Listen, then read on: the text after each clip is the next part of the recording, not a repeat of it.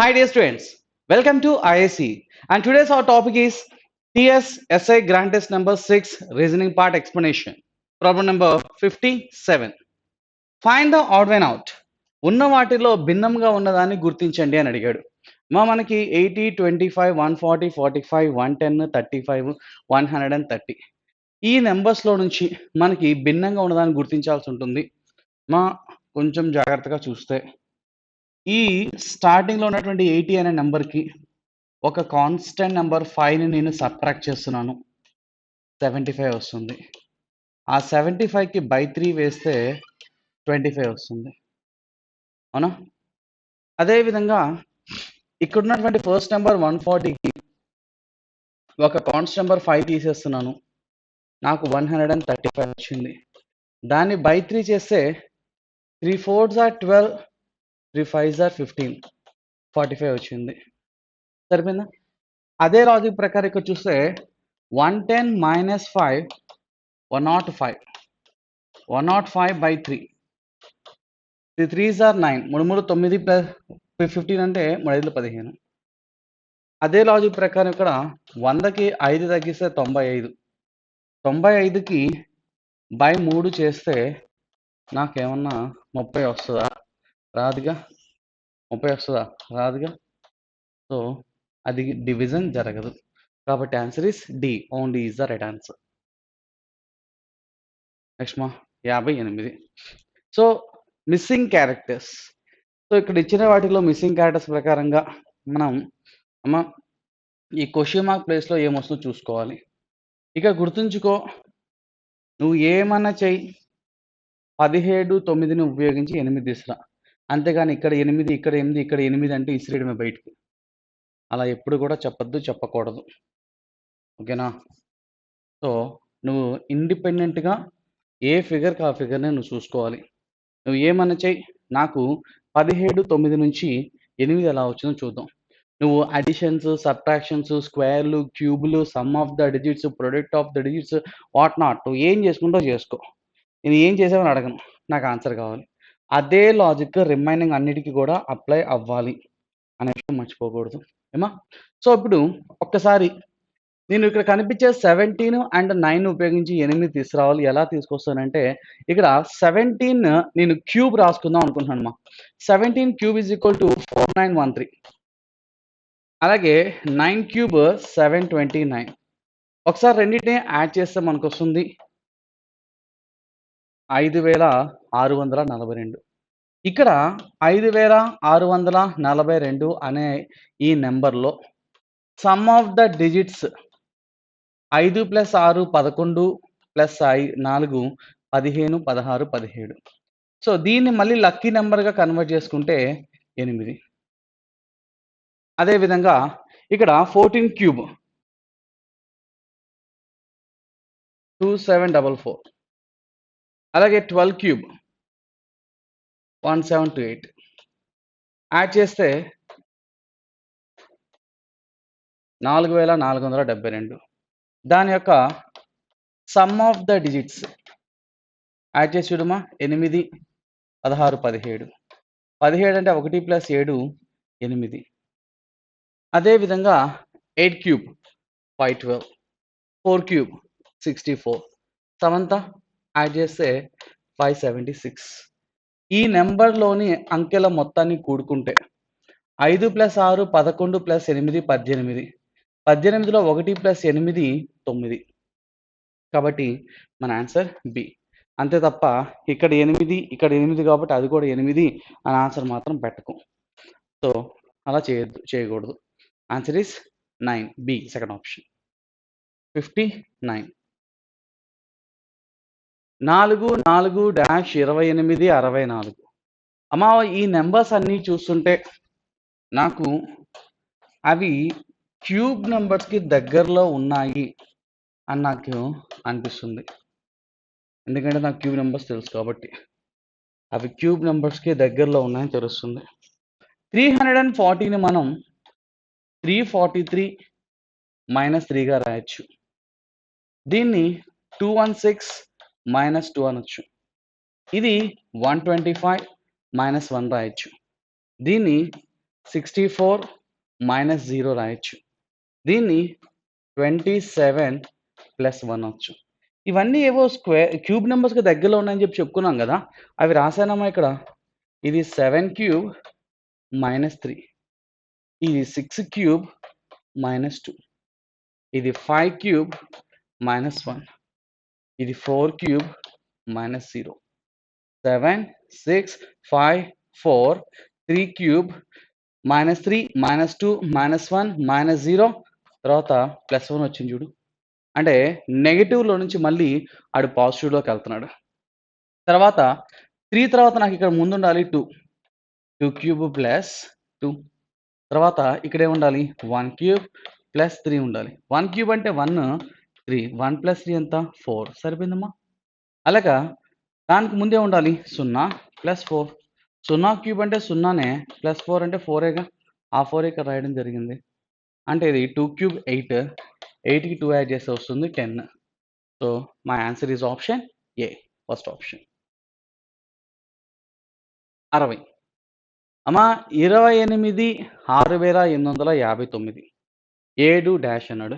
అమ్మా 28 నుంచి 6859 ఎలా వచ్చింది అని కనుక లేదా 6859 నుంచి 28 ఎలా వచ్చింది అదైనా చేసుకో, నాట్ ఏ ప్రాబ్లం. ఒక్కసారి ఈ సంఖ్యలోని అంకెల మొత్తము కూడుకుందామా. 6 ప్లస్ 8 ప్లస్ 5 ప్లస్ 9 యాడ్ చేద్దామా. 6 ప్లస్ 5 11 ప్లస్ 9 20. 20 ప్లస్ 8 28. సరిపోయిందా. అంటే వాడు ఇచ్చినటువంటి సంఖ్యలోని అంకెల మొత్తము యాడ్ చేశాను. Some of the digits of the number is 28 answer. అదే లాజిక్ ప్రకారంగా ఇక్కడ ఇచ్చిన ఆప్షన్స్ ఏబిసిడిలో ఏ ఆప్షన్లోని సంఖ్యలోని అంకెల మొత్తాన్ని కూడితే నాకు 7 వస్తుంది నువ్వు చెప్పాలి.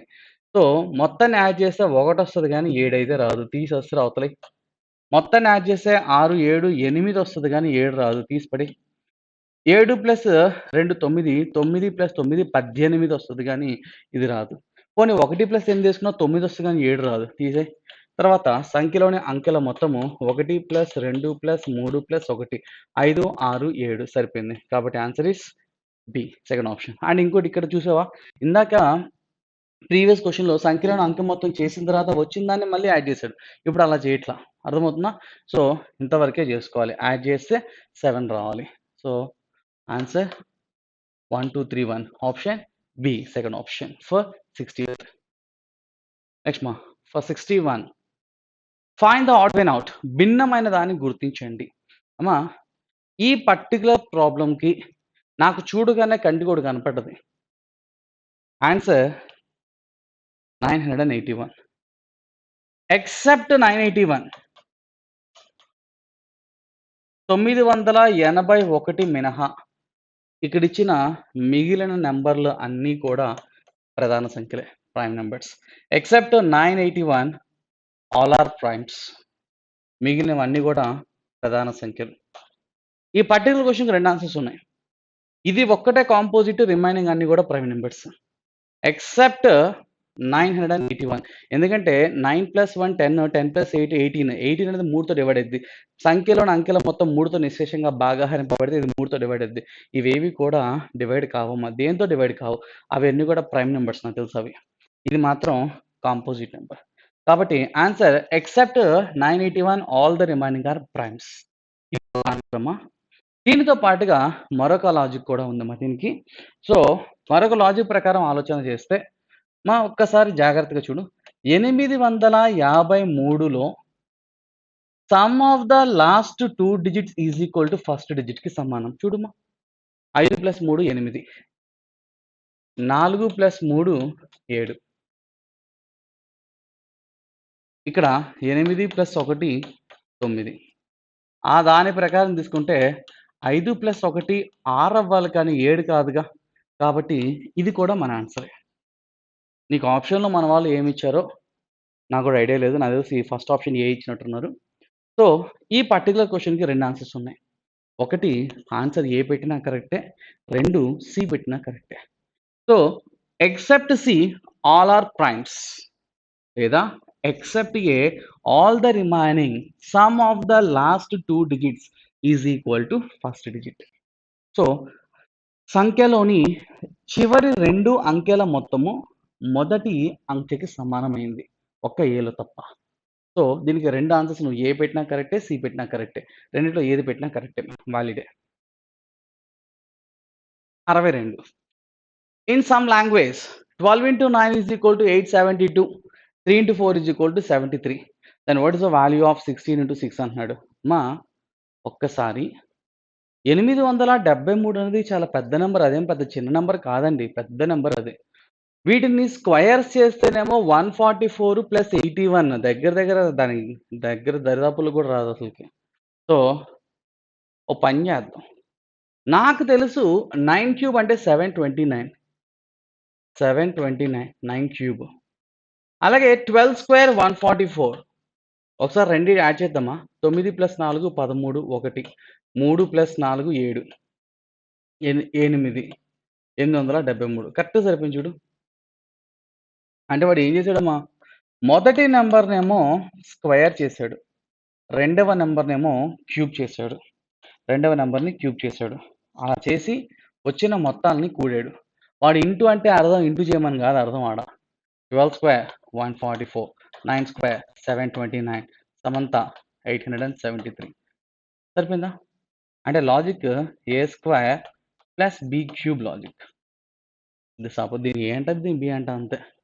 ఇప్పుడు అదే లాజిక్ నెక్స్ట్ గో ఉండాలి. నువ్వు డైరెక్ట్గా వెళ్తానంటే కుదరదు, అస్సలు కుదరదు. దీన్ని స్క్వేర్ చేస్తే 3 square plus 4 cube. 3 square 9, 4 cube అంటే 64, సమంత 73. సరిపోయింది చూడమ్మా. అదే లాజిక్ ప్రకారం 16 స్క్వేర్ ప్లస్ 6 క్యూబ్ ఉండాలి. 16 square 256, 6 cube 216, Samantha 6 + 6 12, 1 2 7 4 472. 472 is my answer, and my answer is option C. Very very important. ఇంత పెద్ద నెంబర్స్ ఉన్నప్పుడు గుర్తుపెట్టుకో, స్క్వేర్లు క్యూబులు చేయడానికి ట్రై చేయి. Okay, so answer is 472, option C. Next మా 63. When Saudamini left for school early in the morning, her shadow fell on her left side. Thus, after walking 2 kilometers, turned to his Saudamini, her kada, his kada her ravali, her right, and walk for 1 kilometer to reach school. In which direction the school is located from Saudamini's school? అమ్మా, సౌదామిని వాళ్ళ ఇంటి దగ్గర నుంచి బయలుదేరి స్కూల్కి వెళ్దామని బయటకు వచ్చింది. Left early in the morning. Morning అనేది నాకు ఇక్కడ చాలా ఇంపార్టెంట్, ఎందుకంటే మార్నింగ్ టైంలో సన్ ఎక్కడ ఉంటారంటే ఈస్ట్ వైపు ఉంటారు. సన్ ఈస్ట్ వైపు ఉన్నప్పుడు తన షాడో తనకి ఎక్కడ పడిందంట, ఫెల్ హార్ లెఫ్ట్. తన షాడో తనకు లెఫ్ట్ పడిందంట. అమ్మా, మార్నింగ్ వైపు మనకి షాడోస్ మన డైరెక్షన్లో చెప్పుకుంటాం. ఇది మన షాడోస్ అనేవి మనకి లెఫ్ట్లో కానీ రైట్లో కానీ పడుతుందంటే మన పాసిబిలిటీస్ అయితే నార్త్ ఆర్ సౌత్ అని అర్థం. సో ఒకవేళ తను సౌత్ వైపు చూస్తుంది అనుకో, సన్ ఎక్కున్నారు కాబట్టి షాడో ఎక్కడ పడుతుంది, సౌత్ వచ్చే వాళ్ళకి మన రైట్ హ్యాండ్ వాళ్ళకి లెఫ్ట్ అవుతుంది, మన లెఫ్ట్ హ్యాండ్ వాళ్ళకి రైట్ అవుతుంది. అంటే ఒకవేళ సౌదామిని సౌత్ వస్తుంది అనుకుంటే తన నీడ తనకి కుడి చేతి వైపు పడింది, కానీ నాకు ఎడమ చేతి లెఫ్ట్ సైడ్ పడాలి. అంటే సౌదామిని సౌత్ వైపు కాదు నార్త్ వైపు చూస్తుంది అని అర్థం. సో చూడు, కావాలంటే ఇది సన్ అనుకుంటే ఉదయం పూట మనిషికి ఉన్న అనుకుంటే షాడో వాళ్ళ నీడ వాళ్ళకి లెఫ్ట్ సైడ్ పడింది. అంటే సౌదామిని వాళ్ళ స్కూల్కి వెళ్ళడానికి మొదటిగా ఇంటి నుంచి బయటకు వచ్చి నార్త్ వైపు వెళ్ళింది అని అర్థం. Thus, after walking 2 kilometers, she turns her right. మా అంటే మొదటిగా తను నార్త్ వైపుకి thus after walking 2 kilometers 2 kilometres వెళ్ళింది. మనం ఎక్కడో కూడా బొమ్మలు లేకుండా చేసుకుంటాం, అవును కదా. So 2 kilometers turn her right. అక్కడ నుంచి 2 kilometers నడిచిన తర్వాత రైట్ టర్న్ తీసుకుంది. And walked for 1 kilometers. అక్కడ నుంచి రైట్ టర్న్ తీసుకుంది. నార్త్ రైట్ అంటే ఈస్ట్. ఈస్ట్ వైపు తిరిగి 1 kilometer వెళ్ళింది, వాళ్ళ స్కూల్ని చేరుకుంది. In which direction is the school located from సౌదామిని's house? Saudamini వాళ్ళ ఇంటి దగ్గర నుంచి మొదటగా నార్త్కి వెళ్ళి కుడి చేతి వైపు తిరిగి స్కూల్కి వెళ్ళిపోయింది కదా. అంటే వాళ్ళ ఇంటి దగ్గర నుంచి చివరిగా మనకు మిగిలిపోయింది నార్త్ ఈస్ట్. ఇంటి దగ్గర నుంచి వాళ్ళ స్కూల్ అనేది ఏ దిక్కులో ఉందంటే నార్త్ ఈస్ట్ దిక్కులో ఉంది. Answer is B. ఇదే క్వశ్చన్ మనం తెలుగులో కూడా చెప్పుకుందామా, తెలుగులో కూడా చెప్పుకుందాం. సౌదామిని ఉదయాన్నే స్కూల్‌కి బయలుదేరినప్పుడు తన నీడ తనకు ఎడమ వైపు పడింది. దీనికి ఇందాకలాగా బొమ్మలేసి కూడా చెప్పక్కర్లా. మనం మనకు తెలుసు డైరెక్షన్స్‌లో మనం ఏం చెప్పుకుంటామంటే, all we are facing toward the north. మన ముందు డైరెక్షన్ నార్త్ అనుకుంటాం. మన ముందు నార్త్ అనుకుంటే ఇది ఈస్ట్ అవుతుంది, ఇది వెస్ట్ అవుతుంది. ఇది తూర్పు, ఇది ఉత్తరం, ఇది పడమర, ఇది దక్షిణం. అవునా? సో, ఉదయాన్నే సూర్యుడు తూర్పు వైపున ఉంటాడు. సూర్యుడు తూర్పు వైపు ఉన్నప్పుడు మనం ఉత్తరం వైపు చూస్తున్న మన నీడ మనకి ఎడమ చేతి వైపు పడింది. అవునా? సో, సౌదామినికి ఉదయాన్నే స్కూల్ బయలుదేరినప్పుడు తన నీడ తనకి ఎడమ వైపు పడింది. అంటే సౌదామిని మనలాగే ఉత్తరాన్ని చూస్తుందని అర్థం. ఉత్తరానికి చూస్తున్నటువంటి సౌదామిని 2 కిలోమీటర్లు నడిచిందంట. అమ్మా ఇందాక షార్ట్‌కట్ చెప్పాను కాబట్టి బొమ్మేస్తున్నా. వాళ్ళ ఇంటి దగ్గర నుంచి ఉత్తరం వైపు 2 కిలోమీటర్లు ప్రయాణించింది. అలా ప్రయాణించిన మీదట కుడివైపు తిరిగి 1 కిలోమీటర్ నడిచింది. ఇక్కడి నుంచి కుడి చేతి వైపు తిరిగింది. ఉత్తరానికి కుడి చేతి వైపు అంటే తూర్పు. తూర్పునకు 1 కిలోమీటర్ ప్రయాణించి వాళ్ళ స్కూల్‌కి చేరుకుంది. ఇది స్కూల్ కదమ్మా! ఇది వాళ్ళేమో హౌస్. క్వెషన్ ఏంటి? అయినా సౌదామిని ఇంటికి స్కూల్ ఏ దిక్కులో ఉన్నది? అంటే ఇంటి దగ్గర నుంచి చూస్తే స్కూల్ యొక్క దిక్కు డైరెక్షన్ ఏంటి అని అడిగాడు. ఈ దిక్కును మనం ఈశాన్యం అనేగా అంటాం. ఈశాన్య రాష్ట్రాలుంటాయి గదా! అందుకని అది ఈశాన్యం. Answer is option B. Second option. Okay. Problem number 64 missing characters. వాటిలో మిస్ అయిన దాన్ని గుర్తించాలి. ఇక్కడ ఏ ఒక్క బొమ్మకి రెండో బొమ్మతో సంబంధం లేదు. ప్రతి ఒక్క దానికి లాజిక్ కరెక్ట్‌గా ఉండాలి. సో, గుర్తుపెట్టుకో. నువ్వు ఏమన్నా చెయి. నాకక్కడ ఆన్సర్ కావాలి. 13, 9, 5, 7 వీటిని ఉపయోగించి మాత్రం ఆన్సర్ తీసుకురా. వీటికి లింకులు పెట్టకు. వీటితో సంబంధం లేదు. వీటికి పని లేదు. కామ్‌గా చూడు. నువ్వు ఏమన్నా చెయి. నాకు 140 ఎలా వచ్చిందో చెప్పు నాకు. ఇక 128 ఎలా వచ్చిందో చెప్పు నాతో. దాని ద్వారా నాకు ఆన్సర్ చెప్పు. అమ్మా వీటిని మల్టిప్లై చేస్తే 100 దీన్ని మల్టిప్లై చేస్తే 90. 190 ఉండింటే మనం వెంటనే పెట్టేసేవాళ్ళం. అది 190 కాదు 140 గదా! సో, అది గాదు. ఇంకోటేదో ఉండాలి. సో, స్క్వేర్‌లు చేస్తే వాయమ్మో! చాలా దూరం ఎళ్ళిపోద్ది. సో, ఓ పని చేద్దాం. యాడ్ చేద్దామా? 25, 35, 44 వస్తది. కానీ ఇది 140. సో, కొంచెం డిఫరెంట్‌గా ఆలోచిద్దాం. నువ్వు అడిషన్స్, మల్టిప్లికేషన్, సబ్ట్రాక్షన్స్ ఏమైనా చేసుకో. నా ప్రాబ్లమ్ లే. అమ్మా! ఈ రెండిటి డిఫరెన్స్ తీసుకుందామా? 20లో నుండి 10 తీసేద్దామా. ఎంతొస్తది? 10 10. ఈ రెండిటి డిఫరెన్స్ చూసాను గదా! ఈ రెండిటికి సమ్ చేస్తున్నానమ్మా. సమ్ ఎంత? 9 + 5 14. అమ్మా నాకు కావాలి 140. 10 × 14 140గా అని చెప్పి డైరెక్ట్‌గా ఎళ్ళకు. దీన్ని గూడా చెక్ చెయి. అదే లాజిక్ దీనికుండాలి. లేకపోతే నువ్వు చేసింది తప్పు. గుర్తుపెట్టుకో. సేమ్ లాజిక్కే ఉండాలి. ఈ రెండిటి యొక్క డిఫరెన్స్ చూద్దామా. 16 - 8 8 ఇంటూ ఈ రెండిటి యొక్క సమ్ చూద్దామమ్మా. 9 + 7 16 ఇంటూ గదా! 16 8 ఎంత? 128గా సరిపోయిందా? అదే లాజిక్ ప్రకారం మనకి వెళ్దాం. 13 - 7 డిఫరెన్స్ కదా అడిగాడోడు. 13లో నుంచి 7 తీసేసేయి. ఎంతమ్మా? 6 ఇంటూ ఈ రెండిటి యొక్క సమ్ చెప్పమ్మా. 9 + 5 14. 14 ఆరులేగా 84. నెక్స్ట్ ఇది కూడా missing characters. Find the missing number in the place of question mark. Question mark స్థానంలో ఉండవలసిన సంఖ్యను కనుగొనండి. నువ్వు ఏమన్నా చెయ్యి. నా క్వెషన్ మార్క్ స్థానంలో ఉన్నటువంటి వాల్యూ నాకు కావాలి. ఏం చేసుకుంటే చేసుకో. అడిషన్సా, మల్టిప్లికేషన్, సబ్ట్రాక్షన్సా, డివిజన్సా ఏమన్నా చేసుకో. అమ్మా మొత్తాన్ని యాడ్ చేస్తేనేమో 15 వస్తది. సరే 5 కలిపాననుకుంటా. మొత్తాన్ని యాడ్ చేస్తే వామ్మో! 84 అంతైతే రాదుగా. సో, మల్టిప్లికేషన్ ఖచ్చితంగా ఉండాల్సిందే. పోనీ స్క్వేర్ తీసుకుందామంటే 5 స్క్వేర్ 25 ఆడకే దాటిపోయింది. ఎళ్ళిపోయింది. పోనీ మల్టిప్లై చేస్తే 5 ఆర్ల 30 34లు 120 కానీ మనకేమో 20 కావాలి. అమ్మా 120కి 20 రావాలి అంటే 6లో డివిజన్ చేయొచ్చా? చేయొచ్చు కదా! ఒక్కసారి చూద్దాం. ఆ లాజిక్ ఏమైనా పట్టుకుందాం. 5 × 4 × 6 డివైడెడ్ బై 6. 6 క్యాన్సిల్. 5 4లు 20. అదే లాజిక్ నెక్స్ట్ కూడా నువ్వు చేయాల్సిందే. ఖచ్చితంగా చేయాల్సిందే. అంతే తప్ప డైరెక్ట్‌గా ఎళ్ళొద్దు. చేయమ్మా. 7, 8, 9 అమ్మ వాడు 6తో భాగహరించాడు కాబట్టి నువ్వు 6తోనే భాగహారం చేయాలి. 3 3లు 9, 3 2లు 6, 2 1లు 2 4లు. అమ్మ 7 3లు 21. 21 ఇంటూ 4 84. సరిపోయిందా? అదే లాజిక్ ఇప్పుడు ఇక్కడ మనం అప్లై చేస్తే 9, 10, 11/6. 3 3లు 9, 3 2లు 6, 2 1 2, 2 5, 11 5లు 55. 55 into 3 165. Answer is option B, second option.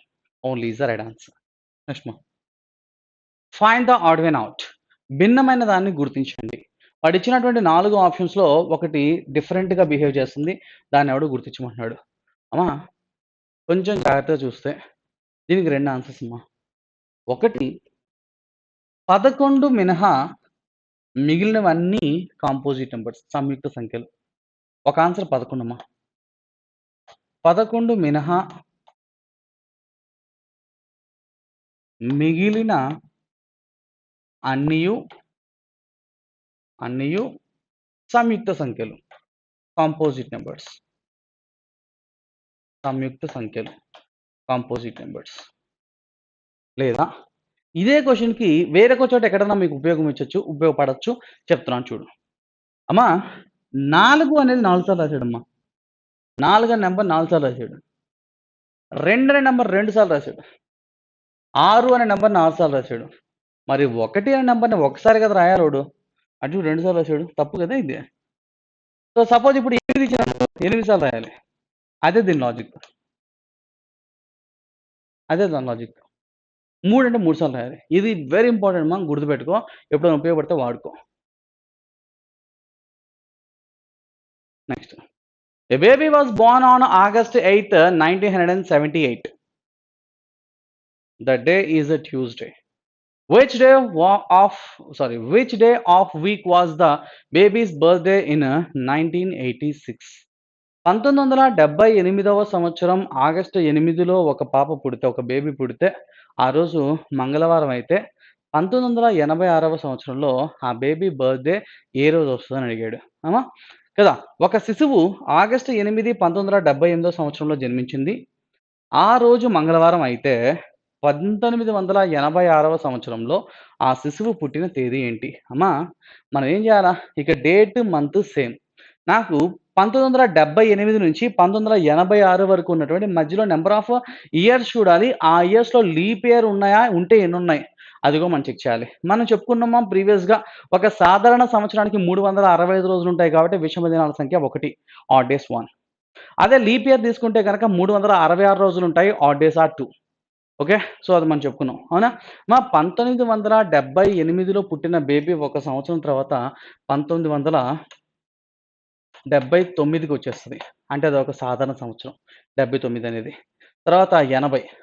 80వ సంవత్సరం లీప్ సంవత్సరం. దట్ టూ తను ఆగస్టు 80 దాకా వచ్చింది. అంటే దాంట్లో ఫిబ్రవరి వచ్చింది కాబట్టి 2. తర్వాత 81 సాధారణ సంవత్సరం 1. ఎందుకంటే 365 రోజులే ఉంటాయి. సో, 82 1, 83 1, 84 2, 85 1, 86 ఆగస్ట్ దాకా వచ్చిందిగా. సో, 86 అనేది లీప్ సంవత్సరం, సాధారణ సంవత్సరం అంటే సాధారణ సంవత్సరం. కాబట్టి ఇయర్ మొత్తం తీసుకోవాలి కాబట్టి 1. సో, ఇక్కడ ఆడ్ డేస్ మనకు క్యాన్సిల్ అయితాయేమో చూసుకుందాం మనం. 2 + 2 4, 5, 6, 7 క్యాన్సిల్. నాకు మిగిలిపోయింది 1 + 2 + 3. మొత్తం విషమ దినాల సంఖ్య 3. నేను ఫార్వర్డ్ వచ్చానా? బ్యాక్వర్డ్ వచ్చానా? ముందుకొచ్చానా? వెనక్కొచ్చానా? అంటే 1978 నుంచి 1986 ముందుకొచ్చాను. కాబట్టి వచ్చిన విషమ దినాల సంఖ్యని యాడ్ చేసుకోవాలి. ఎవరికి? ట్యూస్‌డేకి. ట్యూస్‌డేకి 3 రోజులు యాడ్ చేయాలి. Wednesday, Thursday, Friday. అంటే 1986 సంవత్సరం తన బర్త్‌డే ఫ్రైడే రోజొచ్చింది. ఆప్షన్ లేదు కాబట్టి నన్ ఆఫ్ ది అబోవ్. పైనేది కాదు. సో, వాడు ఆప్షన్స్‌లో శుక్రవారం ఇవ్వకుండా పైనేది కాదన్నాడు. కాబట్టి option answer D. Only is the right answer. So, నేను ఆ సంవత్సరం నుంచి ఈ సంవత్సరం వరకు ఉండే విషమ దినాలు కనుక్కోవాలి. Next problem number 68. అమ్మా 8, 5, 98, 6, 8, 0, 0, 1. 0, 0, 1 కనపడగానే మనందరికి అర్థమైపోద్ది. 1 అరే! ఆడ నంబర్‌ని రివర్స్ చేసాడురా! అని నాకు క్లారిటీ వచ్చేస్తది. సో, 0, 0, 1 ఎందుకు రాస్తాడు? 1 రాస్తాడు గాని. అలా రాసాడంటే అర్థం ఏంటంటే ఆడు తిప్పి రాసాడని. 100. అమ్మా ముందు 6, 8, 100. 6, 8 చూడగానే మనకు మన బెస్ట్ ఫ్రెండ్ పైథాగరస్ గుర్తు రావాలి. మన పైథాగరస్ గుర్తొస్తే 6, 8, 10 వస్తది. అంటే 6 స్క్వేర్ 36, 8 స్క్వేర్ 64 ద్వారా 100 వచ్చిందని అర్థం. అవునా కదా? సో, 6 ఆర్లు 36, 8 ఎనిమిదిలు 64, సమంతా 100. ఆడేం చేసాడు? దాన్ని తిప్పి రాసాడు. 0, 0, 1 అయింది. ఇప్పుడు అదే లాజిక్‌తో పైకి పోదాం మనం. పైకి పోతే 8 ఎనిమిదిలు 64, 5 ఐదులు 25, సమంత 9, 89. రివర్స్ చేస్తే 98. సరిపోయిందిగా? యెస్. 25 6 square 6 ఆర్లు 36, 4 square 16. వాటిని కూడుకుంటున్నాడు అంతే. 12, 1, 5. రివర్స్ చేస్తే 25. ఇప్పుడు ఆ లాజిక్ ప్రకారం మనం వెళ్తే 6 స్క్వేర్ 36, 6 స్క్వేర్ 36. సమంత 72. రివర్స్ చేస్తే 27. Let's my answer. Option B second option. 69. ఇది కొంచెం జాగ్రత్తగా చూద్దామా. మొత్తం ఎలిమెంట్స్ మూలకాలు ఎన్నున్నాయో చూద్దామా వీటిల్లో. మూలకాల సంఖ్య ఎన్నున్నాయో చూద్దామా? 1, 2, 3, 4, 5, 6, 7, 8, 9, 10, 11, 12, 13, 14, 15, 16, 17, 18. మొత్తం నా దగ్గర 18 ఉన్నాయి. 18 మూలకాలు. అక్షరాలు చూస్తేనేమో ఏబీసీ అనే 3 కనిపిస్తా ఉన్నాయి. ఆప్షన్స్‌కెళ్తే 2 ఏలు స్టార్టింగ్‌లో ఉన్నాయి. 2 బీలు స్టార్టింగ్‌లో ఉన్నాయి. పోనీ రెండిట్లో సెకండ్ లెటర్ కామనా? కాదు. థర్డ్ లెటర్ కాదు. ఫోర్త్ లెటర్ కాదు. ఫిఫ్త్ లెటర్ కాదు. అన్నీ డిఫరెంట్‌గానే ఉన్నాయి. సో, మనం ఒకసారి 18 ఫ్యాక్టర్స్‌గా విడగొడితే 3 ఆర్లు 18, 6 మూళ్ళు 18, 9 రెళ్ళు 18. అవునా? సో, 3, 3గా విడగొట్టామనుకో డాష్ బీబీ, సి, ఏ డాష్, బి, సిసి, ఏ డాష్ ఏ. ఒక ఆర్డర్ లేదు. ఎట్ట పడితే అట్టుంది ఇది. సో, నాకేం అర్థం కాలే. సో, నేను తీసేసా. ఒకసారి 6, 6గా విడగొడదామా? 6, 6గా విడగొడదామా? డాష్ బీబీ, సి, ఏ డాష్, బి, సిసి, ఏ డాష్ ఏ, సి డాష్ ఏ డాష్ సిబి. గతంలో మనం ఏం చెప్పుకున్నాం షార్ట్‌కట్ చెప్పేటప్పుడు? ఒక లెటర్ కింద వేరే ఒక లెటర్ రాకూడదురా అయ్యా అని చెప్పుకున్నాం. అప్పుడు పని చేయదురా బాబు అని కూడా చెప్పుకున్నాం. సరే ఇది రాలా. 9, 9గా విడగొట్టి చూద్దామా? 9, 9గా విడగొట్టి చూద్దామా? డాష్ బి, బి, సి, ఏ డాష్ బిసిసి. 1, 2, 3, 4, 5, 6, 8 ఓకే. తీసిన తర్వాత ఏ డాష్ ఏ, సి డాష్ ఏ, తర్వాత డాష్ సిబి. ఇది కూడా ఒక లెటర్ కింద ఇంకో లెటర్ వచ్చిందిగా. By the options ఎళ్ళాల్సిందే.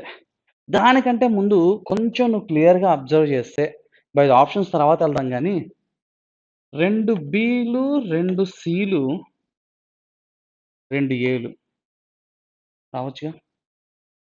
Be, C, ఏ రావచ్చా?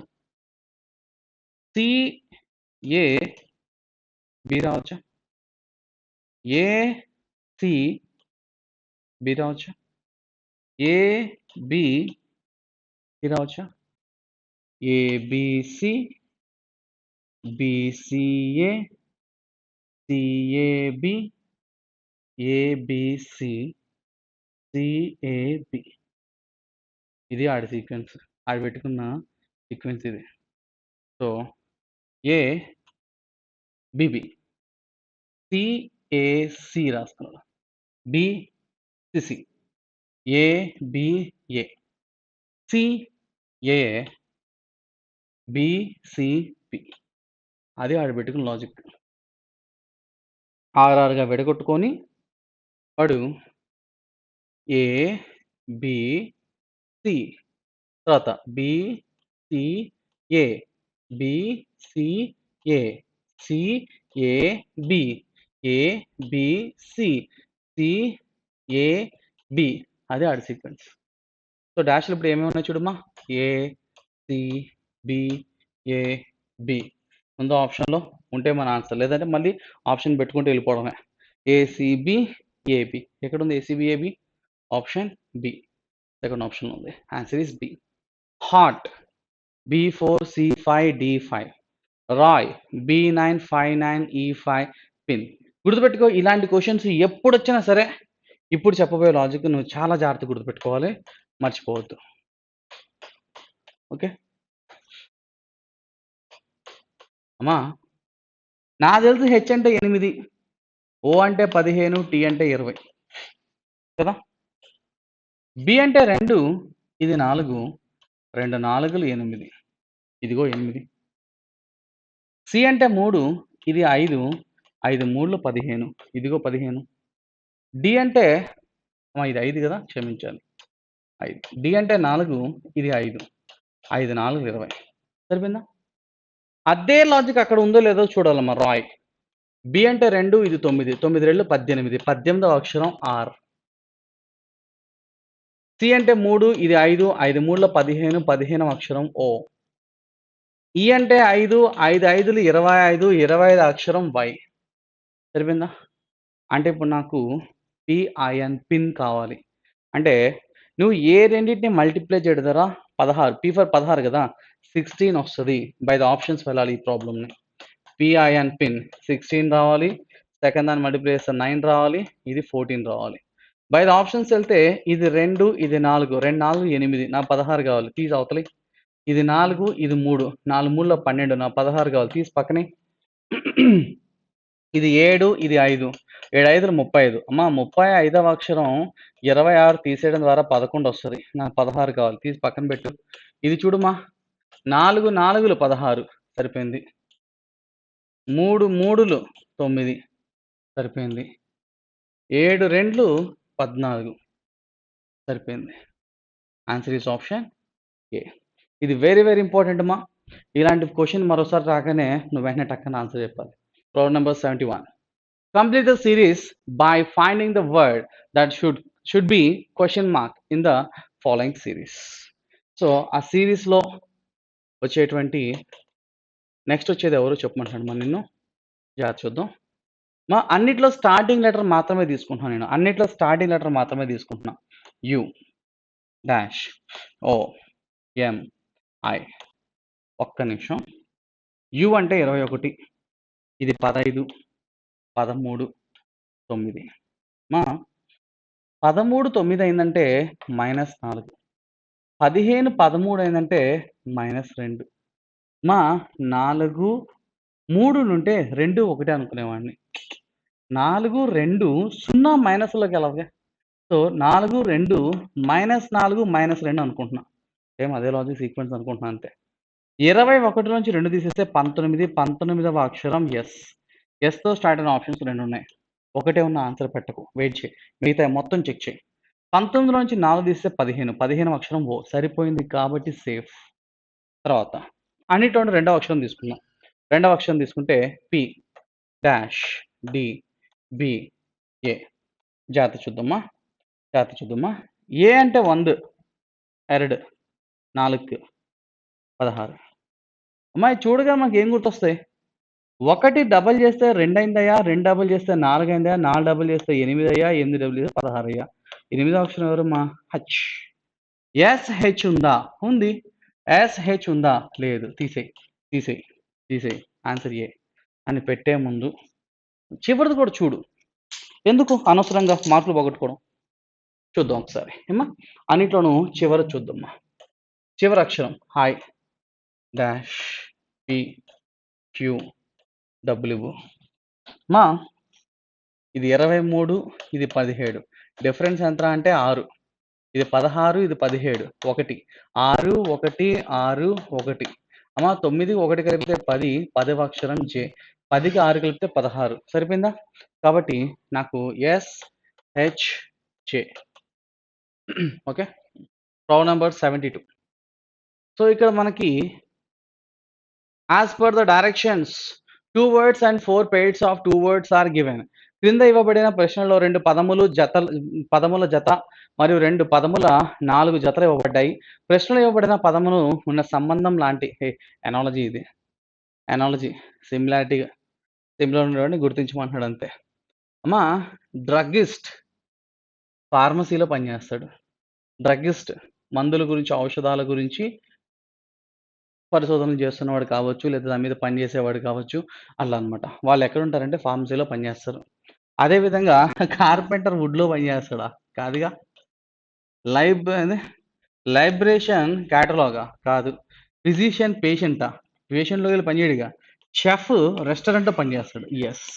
అంటే దానికి సిమిలర్గా ఉన్నది ఏంట్రా అంటే డి. Answer D. నెక్స్ట్ మా ప్రాబ్లం నెంబర్ 73. అమ్మా నువ్వు 53, 40, 27 డాష్ అన్నాడు. నీకు 53 నుంచి ఏమైనా చేయి, నాకు 40 కావాలి. అలాగే లాజిక్ 27 నుంచి ఆన్సర్ తీసుకురా. నువ్వు 40 నుంచి దీన్ని తీసుకొచ్చినా పర్లేదు, నాకేం ప్రాబ్లం లే, ఎలా అయినా ఒకటే. అమ్మా 5, 3 53ని 5 + 3గా రాస్తే 8. 8 5లు 40. అదే లాజిక్తో 27 దగ్గరికి వెళ్తే 2 + 7 9. అదే 5తో హెచ్ వేస్తే 9 5 45. Answer is a, first option. Next మా 74. Add, inch, quart. మా యాడ్ ఇంచెస్, దాంట్లో మనం మెజర్మెంట్ చేస్తాం. క్వార్ట్ అనేది ఔన్స్కి సంబంధించింది. సో వాటి మెజర్ చేసేది మెజర్మెంట్, వాటి measurements. 75. A person is made to rest on his head. అంటే మనం ఉదయాన్నే లేచిన తర్వాత యోగాసనాలు చేస్తాం కదా, చేసిన తర్వాత తల కిందకి కాళ్ళు పైకి అలాగ పెట్టుకుంటాం కదా, అలాగా శీర్షాసనం వేసిన ఒక వ్యక్తి ముఖం దక్షిణాన్ని అభిముఖంగా ఉన్నచో, ఇది తూర్పు, ఇది ఉత్తరం, మనకి డైరెక్షన్ ప్రకారం ఇది దక్షిణం కదమ్మా. సో వాడు దక్షిణాన్ని చూస్తున్నాడు, ఇటు సైడ్ ఉన్నాడంట, వాడి ముఖం ఇలా ఉందంట. సో ఇట్లా పెట్టుకున్నాడు. అయితే వాడి కుడి చెయ్యి ఇటు సైడ్ ఉంటుంది, రైట్ హ్యాండ్. ఇదేమో వాడి ఎడమ చెయ్యి, ఎందుకంటే దక్షిణం చూస్తున్నాడు కదా, వాడు మన ఆపోజిట్లో ఉంటాడు అనమాట. Okay right. అయితే వాడు ఏమంటున్నాడు పాయింట్స్ టువర్డ్స్ సౌత్. వాడు సౌత్ వైపు ముఖం చేసుకొని కూర్చున్నాడు. Now find in which direction his right hand points towards. వాడి రైట్ హ్యాండ్ అంటే మన లెఫ్ట్ హ్యాండ్. మన లెఫ్ట్లో ఉండేది ఏంటిది? First answer is C. శీర్షాసనం వేసిన వ్యక్తి ముఖం దక్షిణానికి అభిముఖంగా ఉన్నచో వ్యక్తి కుడి చెయ్యి ఏ దిశను సూచిస్తుంది? ఆ వ్యక్తి యొక్క కుడి చెయ్యి పడమర దిశను సూచిస్తుంది. Answer C. 76. A and B can speak Tamil, Malayalam. C and D can speak English and Hindi. B and D can speak Malayalam and Hindi. A and C can speak Tamil and English. Who can speak English, Hindi and Malayalam? Okay మా. So ఇక్కడ మనం ఏం చేద్దామంటే, వాడు అడిగాడు Hindi, English, Malayalam 3 భాషలు మాట్లాడేవాడు వాడికి కావాలి కదా. నేనేం చేద్దాం అనుకున్నానంటే, మనకి ఉన్న మనుషులు, లాంగ్వేజెస్ రాసుకుందామా, పజిల్స్. మొత్తం ఎంతమంది ఏబిసిడి అన్న 4 ఉన్నారు. ఏబిసిడి 4 ఉన్నారమ్మా. వాళ్ళు మాట్లాడడానికి ఉన్నటువంటి భాషలు చూస్తే మొత్తం 4 భాషల మీద వాళ్ళకి పట్టు ఉంది. సో వాడు ఏమేమి చెప్తున్నాడంటే, లాంగ్వేజెస్ తమిళ్, మలయాళం, తర్వాత ఇంగ్లీష్ తర్వాత హిందీ. సో ఇలా 4 లాంగ్వేజెస్ మీద వాడు మనతో మాట్లాడుతున్నాడు. A and B can speak Tamil and Malayalam. A, B ఇద్దరు కూడా తమిళ్, మలయాళం 2 మాట్లాడతారు. ఏ అండ్ బి ఇద్దరు కూడా కెన్ స్పీక్. తర్వాత C and D speak English and Hindi. C D ఇద్దరు కూడా ఇంగ్లీష్ అండ్ హిందీ రెండింటిని కూడా మాట్లాడడం జరుగుతుంది. అలాగే B and D speak Malayalam, Hindi. BD Malayalam, Hindi. BD Malayalam, BD Hindi మాట్లాడతారు. తర్వాత AC can speak Tamil and English. AC Tamil, English. AC Tamil, English. వాడు ఏమాడుతున్నాడు? 3 భాషలు మాట్లాడేవాడు అడిగాడు కదా. సో ఏ 3 భాషలు? ఇంగ్లీషు, హిందీ అండ్ మలయాళం కదా. ఇంగ్లీషు, హిందీ, మలయాళం. ఇంగ్లీషు, హిందీ లేదు. ఇంగ్లీషు, హిందీ, మలయాళం లేదు. ఇంగ్లీష్, హిందీ ఎవడాడు? డి. కాబట్టి B, second option is my answer. Okay. Right. Next, problem number 77. Some towns are Ramapuram is located west of Krishnapuram, south of and south of Bharatnagar and north of Indranagar. Oh, Govind Nagar is located Kamala Nagar and north of Durgapatnam. Ashok Nagar is the south of Krishnapatnam. Chandrapuram is to the north of Krishnapatnam. Chandrapuram is located in which direction from Indiranagar? No? So కొన్ని పట్టణాలు ఎలా ఉన్నాయి అనేది మనం వాడు చెప్తున్నాడు మనం జాగ్రత్తగా రాసుకుందాం. తెలుగులో మాడుకుందామా, ఇంగ్లీష్లో మాడుకుందామా?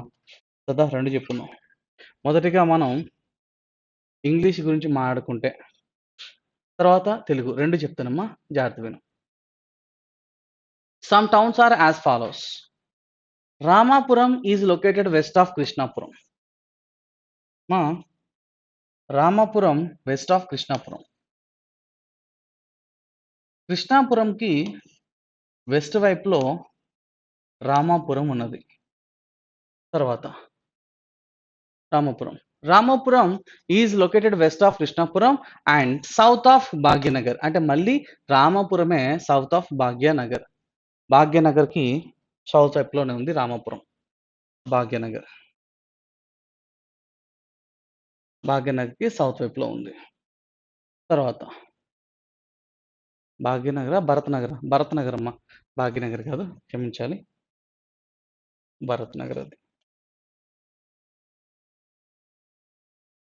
భరత్నగర్కి సౌత్ వైపులో ఉంది రామాపురం. ఇంకా ఏం చెప్పాడు? And north of Indiranagar. అలాగే ఇందిరానగర్కి నార్త్ వైపు ఉంది. ఎవరు? అదే రామాపురం. ఇందిరానగర్కి నార్త్ వైపులో ఉంది రామాపురం. నెక్స్ట్ క్వశ్చన్ ఏంటి? Chandrapuram is located which direction of Indiranagar. మన దగ్గర ఇందిరానగర్, చంద్రనగర్ ఇంకా రాలేదుగా, సో వెయిట్ చేద్దాం. ఇందిరానగర్ వచ్చింది, చంద్రనగర్ ఇంకా రాలా. Govind Nagar is located south of Kamalanagar and north of Durgapatnam. అమ్మ మనకి ఈడ గోవింద్ నగర్ కానీ, కమలానగర్ కానీ, దుర్గపట్నం కానీ మనకు ప్రస్తుతానికి అయితే అవసరం లేదు, పక్కన పెట్టు. Ashok Nagar is to the south of Krishnapatnam. కృష్ణపట్నంకి సౌత్ వైపులో అశోక్ నగర్. అమ్మ కృష్ణపట్నంకి సౌత్ వైపులో అశోక్ నగర్ అంటే అశోక్ నగర్ ఇక్కడ ఉండొచ్చు, ఇక్కడ కూడా ఉండొచ్చు, ఈడ కూడా ఉండొచ్చు మధ్యలో. సౌత్ అన్నాడు కానీ కరెక్ట్గా ఇందిరానగర్కి ఎదురుగా ఉండని చెప్పాల. పోనీ ఇందిరానగర్ ఆగ్నేయం అని చెప్పాల, దట్ మీన్స్ సౌత్ ఈస్ట్ అని చెప్పాల. పోనీ ఇందిరానగర్కి నార్త్ ఈస్ట్ అని కూడా చెప్పాల, ఇందిరానగర్ ఈస్ట్ అని కూడా చెప్పాల, ఎక్కడని చెప్పాల. కృష్ణపట్నంకి కింద ఉండాలి అశోక్ నగర్, అంతే. తర్వాత చూడమ్మా, Chandrapuram east to the north of Krishnapatnam. అమ్మా కృష్ణపట్నంకి నార్త్ వైపులో చంద్రాపురం అన్నాడు. చంద్రాపురం నార్త్ వైపులో అన్నాడు కానీ అది కరెక్ట్గా భరత్నగర్కి ఈస్ట్ అని చెప్పాల. పైన కూడా ఉండొచ్చు చంద్రాపురం, ఇక్కడ కూడా ఉండొచ్చు చంద్రాపురం, ఇక్కడ కూడా ఉండొచ్చు, ఏడాది ఉండొచ్చు, పాసిబిలిటీస్ ఉన్నాయి మనకి. సో చంద్రాపురం ఇక్కడుందా ఇక్కడుందా నాకు తెలియదుమ్మా. సో ఇవన్నీ కూడా పాసిబిలిటీస్, రౌండ్ సర్కిల్ పెట్టినవన్నీ కూడా ఎక్కడైనా ఉండొచ్చు అని అర్థం. ఓకే, అయితే క్వశ్చన్ ఏంటమ్మా? Chandrapuram is located which direction from Indiranagar. అమ్మా ఇందిరానగర్ నుంచి చంద్రాపురం ఎక్కడుంది? అమ్మా ఇది ఇందిరానగర్ అయినప్పుడు ఇది ఖచ్చితంగా నార్త్ ఈస్టేగా. ఇక్కడ ఉన్నా సార్ నార్త్ ఈస్టేగా, ఊరు అవతల ఉన్నా సార్ నార్త్ ఈస్టేగా, డైరెక్షన్ ఏం మారదుగా. Answer is north east. వాడు ఎక్కడ ఉండని, ఆన్సర్ ఈజ్ నార్త్ ఈస్ట్. అనా మధ్యలో ఇదేదో పాయింట్ మనకి అన్నెసరీ అన్వాంటెడ్గా మనకు అవసరం లేదు ఇచ్చాడు, మనకు అక్కర్లేదు అది. ఓకే, వాడు అడిగింది మనకి చంద్రాపురంకి, అలాగే ఇంకోటి ఏంటిది ఇందిరానగర్, ఆ రెండు ఉంటే చాలు, మిగతా నాకు అవసరం లేదు. అది ఇంగ్లీష్ మా. ఇప్పుడు తెలుగులో మాట్లాడుకుందాం మనం. తెలుగులో మాట్లాడుకుందాం కాసేపు. కొన్ని పట్టణాలు క్రింది విధంగా ఉన్నాయి. రామాపురం కృష్ణపట్నంకు పడమర వైపు, భరత్ నగర్కు దక్షిణాన మరియు ఇందిరానగర్కు ఉత్తరాన కలవు. ఎవరు? ఒకటే పట్టణం. ఎవడాడు? రామాపురం. అమ్మా ఈ రామాపురం అంటమ్మా, రామాపురం కృష్ణపట్నంకు పడమర, కృష్ణపట్నంకి పడమర, భరత్ నగర్కు దక్షిణం, భరత్ నగర్కి దక్షిణాన, అలాగే ఇందిరానగర్కు ఉత్తరం, ఇందిరానగర్కు ఉత్తరం వైపు ఉన్నాయి. గోవింద్ నగర్ కమలానగర్కి దక్షిణాన, దుర్గపట్నంకు ఉత్తరాన కలవు. మనకి దుర్గపట్నం కానీ, కమలానగర్ కానీ, గోవింద్ నగర్ కానీ అసలు రాలా. పక్కనే కృష్ణపట్నంకు దక్షిణాన అశోక్ నగర్. కృష్ణపట్నం దక్షిణం అంటే కిందకేగా అశోక్ నగర్. అమ్మా దక్షిణం అన్నాడు కానీ ఎంత డిస్టెన్సో చెప్పలేదమ్మా. కాబట్టి అశోక్ నగర్ వీటిల్లో ఎక్కడైనా ఉండొచ్చుమా. అలాగే ఉత్తరాన చంద్రాపురం కలవు. కృష్ణపట్టణంకు దక్షిణాన అశోక్ నగర్, ఉత్తరాన చంద్రాపురం. కృష్ణపట్నం ఉత్తరం అంటే పైకి, చంద్రాపురం ఇక్కడ ఉండొచ్చు, ఇక్కడ ఉండొచ్చు, ఏడ కూడా ఉండొచ్చు, ఏడైనా ఉండొచ్చు. ఓకే, అయితే నా క్వశ్చన్ ఏంటమ్మా, చంద్రాపురం ఇందిరానగర్కు ఏ దిశలో ఉంది? ఎవరికి? ఇందిరానగర్కి. అమ్మా ఇందిరానగర్ని చూస్తే చంద్రాపురం ఎటుందమ్మా? ఈ డైరెక్షనేగా, ఈశాన్యం. ఈ డైరెక్షనేగా, ఈశాన్యం. ఇక్కడ ఉన్నా సరే ఈశాన్యం, మారదుగా. So answer is option B, second option. Next మా, there are 21 boys in a row. ఒక రోలో 21 మంది ఉన్నారు. When Raghu moves 4 positions to his right, he is 12th from the left. What is the position has he previously occupied from the right hand? ఒక వరుసలో 21 మంది బాలురు colour. ఒక వరుసలో మొత్తం 21 మంది బాలురు ఉన్నారంట. మొత్తం వరుసలోని బాలుర సంఖ్య 21 మనసులో పెట్టుకోమా. రఘు తన కుడివైపునకు 4 స్థానాలు ముందుకు జరిగినప్పుడు, ముందుకు అంటే కుడి చేతి వైపు అని అర్థం, ఓకేనా. వెనక అంటే లెఫ్ట్ సైడ్ అని అర్థం. ఓకే, సో ఇక్కడ రఘు ఒరిజినల్ ఇక్కడ ఉన్నాడు అనుకుంటే, వాడు కుడివైపునకు ఇటు సైడ్ కదా, 1 2 3 4 4 స్థానాలు జరిగినప్పుడు అతను ఎడమ నుండి 12వ స్థానంలో ఉన్నాడు. ఇప్పుడు ఇక్కడ రఘు ఎడమ నుండి 12వ స్థానంలో ఉన్నాడు. మరి ఇలాంటి క్వశ్చన్స్ మనం మన క్లాస్లో, ఆన్లైన్ క్లాస్లో బోల్డ్ చెప్పుకున్నాం. అవన్నీ చూస్తే మీకు పిక్చర్ క్లారిటీ వచ్చేస్తుంది. సో ఎడమ నుంచి 12వ స్థానంలో ఉన్నాడు అంటే వాడి ఎడమది 11, 10, 9, 8. అంటే వాడు జరక్క మునుపు ఎడమ చేతి నుంచి 8వ వాడు. అంటే వాడికి ఎడమ వైపు 7 మాత్రమే ఉంటారు. అయితే నా క్వశ్చన్ ఏంటి, అతడు ఇంతకు ముందు కుడి నుండి ఎన్నవ వాడు అని అడిగాడు. ఇంతకు ముందు అంటే వాడు జరక్క ముందు ఇక్కడ ఉన్నాడు కదా, వాడు ఎన్నోవాడు. నీకు లాస్ట్లో చెప్పాను గుర్తుందా, ఒకటి ప్రాబ్లమ్స్. 21 మంది గల ఒక తరగతిలో రఘు ఎడమ నుంచి 8వ వాడు అయితే కుడి నుంచి ఎన్నోవాడు. మనం ఏం చేసేవాళ్ళం, ఎడమ నుంచి ఎన్నోవాడు 8, వాడికన్నా ఎడమ చేతి వైపు 7 ఉంటారు. కాబట్టి మొత్తం 21లో నుంచి ఆ 7ని తీసేస్తా, నాకు రఘు ప్లేస్ కుడి చేతి వైపు నుంచి వచ్చేస్తుంది. అయిపోయింది ఆన్సర్, అదే ఇది. కాకపోతే వాడు ఉన్న స్థలం నుంచి కుడి చేతి వైపు 4 స్థానాలు వెళ్ళాడు. అలా వెళ్ళిన తర్వాత ఎడమ చేతి నుంచి 12 అయ్యాడు. సో ఎడమ చేతి నుంచి 12 అంటే అవ్వకముందు 11, 10, 9, 8. అంటే వాడికి లెఫ్ట్ సైడ్ 7. మొత్తం 21లో నుంచి ఆ లెఫ్ట్ సైడ్ 7 తీసేస్తే మనకి వాడి స్థానం వస్తుంది 14వ స్థానం. Answer is D. నెక్స్ట్ మా, A and B are walked towards east together. ఇద్దరు కలిసి ఈస్ట్ వైపుకి నడుచుకుంటూ పోతా ఉన్నారంట. After walking 100 meters, A walks to his left, B walks backwards. వాళ్ళ ఫ్రెండ్ని, ఇద్దరు కలిసి, మా ఫ్రెండ్ మా ఇంటికి వచ్చాడు. మా ఇంటికి వస్తే మాట్లాడుకొని ఆయన ఇంటికి పంపించేటప్పుడు ఉత్తిగా బయట అంటే బాగోదుగా, అందుకోసం 100 అడుగులు ముందుకెళ్ళి నేను మళ్ళీ వెనక్కి వచ్చేసా. మావాడు ఏం చేశాడు, అక్కడ నుంచి వెళ్ళిపోయాడు. After walking 100 meters, A walks to left. 100 మీటర్లు వెళ్ళాక వాడు లెఫ్ట్ వెళ్ళిపోయాడు, నేను వెనక్కి వచ్చా. B walks backwards, వెనక్కి వచ్చాడు. A walks 40 meters and turns to his right. వాడు అలా లెఫ్ట్ తీసుకొని 40 meters వెళ్ళి మళ్ళీ రైట్ తీసుకున్నాడు. ఆయన 110 మీటర్లు వెళ్ళిపోయాడు. B ఏం చేశాడు, 20 మీటర్లు వెనక్కి వచ్చి and turns to left and walk 80 and again turns to left and walk 40. What is the minimum distance between A and B? So దీని తర్వాత ఏబిల మధ్య డిస్టెన్స్ ఎంత అని అడిగాడు. కొంచెం జాగ్రత్తగా చూద్దాం. మొదటిగా ఇంగ్లీష్ చెప్పి తర్వాత తెలుగు కూడా చెప్తాను, కొంచెం జాగ్రత్తగా విను. మా ఇంటికి మా ఫ్రెండ్ వచ్చాడు. మా ఫ్రెండ్ వస్తే మాట్లాడుకొని మా ఫ్రెండ్ని ఇంటికి పంపిస్తున్నా. బాయ్ మామ అని ఇంటి గేట్ ముందు నుంచి పంపిస్తే బాగోదుగా, మర్యాద కాదుగా. అందుకోసం వాడితో పాటుగా వీధిలోకి వెళ్ళి ఒక 100 మీటర్లు నడిచిన తర్వాత మా ఫ్రెండ్ ఏ అనేవాడు వాడి ఎడమ చేతి వైపు బాయ్ మామ అని చెప్పి బయలుదేరాడు. సరే అని చెప్పి బాయ్ మామ టాటా అని చెప్పేసి నేను కూడా పంపించా. After walking 100 meters, A walks to his left, B walks backwards, నేనేమో బి వెనక్కి వచ్చేసా. A walks 40 meters and turns to his right.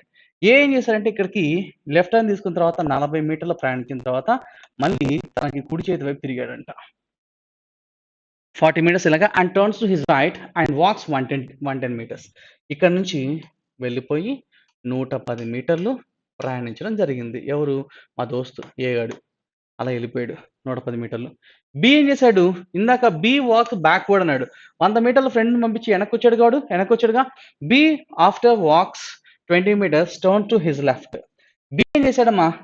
ఇక్కడ నుంచి వాళ్ళ ఫ్రెండ్ పంపించి బ్యాక్వర్డ్స్ వెనక్కి వచ్చాడని చెప్పాడు. అవునా? ఇక్కడ నుంచి వెనక్కి వచ్చాడు. ఎంత వచ్చాడమ్మా?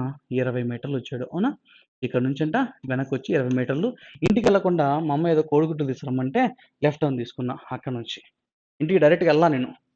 లెఫ్ట్ కొంచెం ముందుకు వచ్చి 20 మీటర్లు and turns to his left and walk 80 metres. ఇక్కడ నుంచి లెఫ్ట్ టర్న్ తీసుకున్నా. మా అమ్మ కోడిగుడ్లు తెమ్మని చెప్పి పచారీ షాపు ఎడం చేతి వైపు ఉంది కాబట్టి లెఫ్ట్ టర్న్ తీసుకొని ఒక 80 మీటర్లు ప్రయాణించానమ్మా. 80 మీటర్లు ప్రయాణించిన తర్వాత ఏం జరిగింది?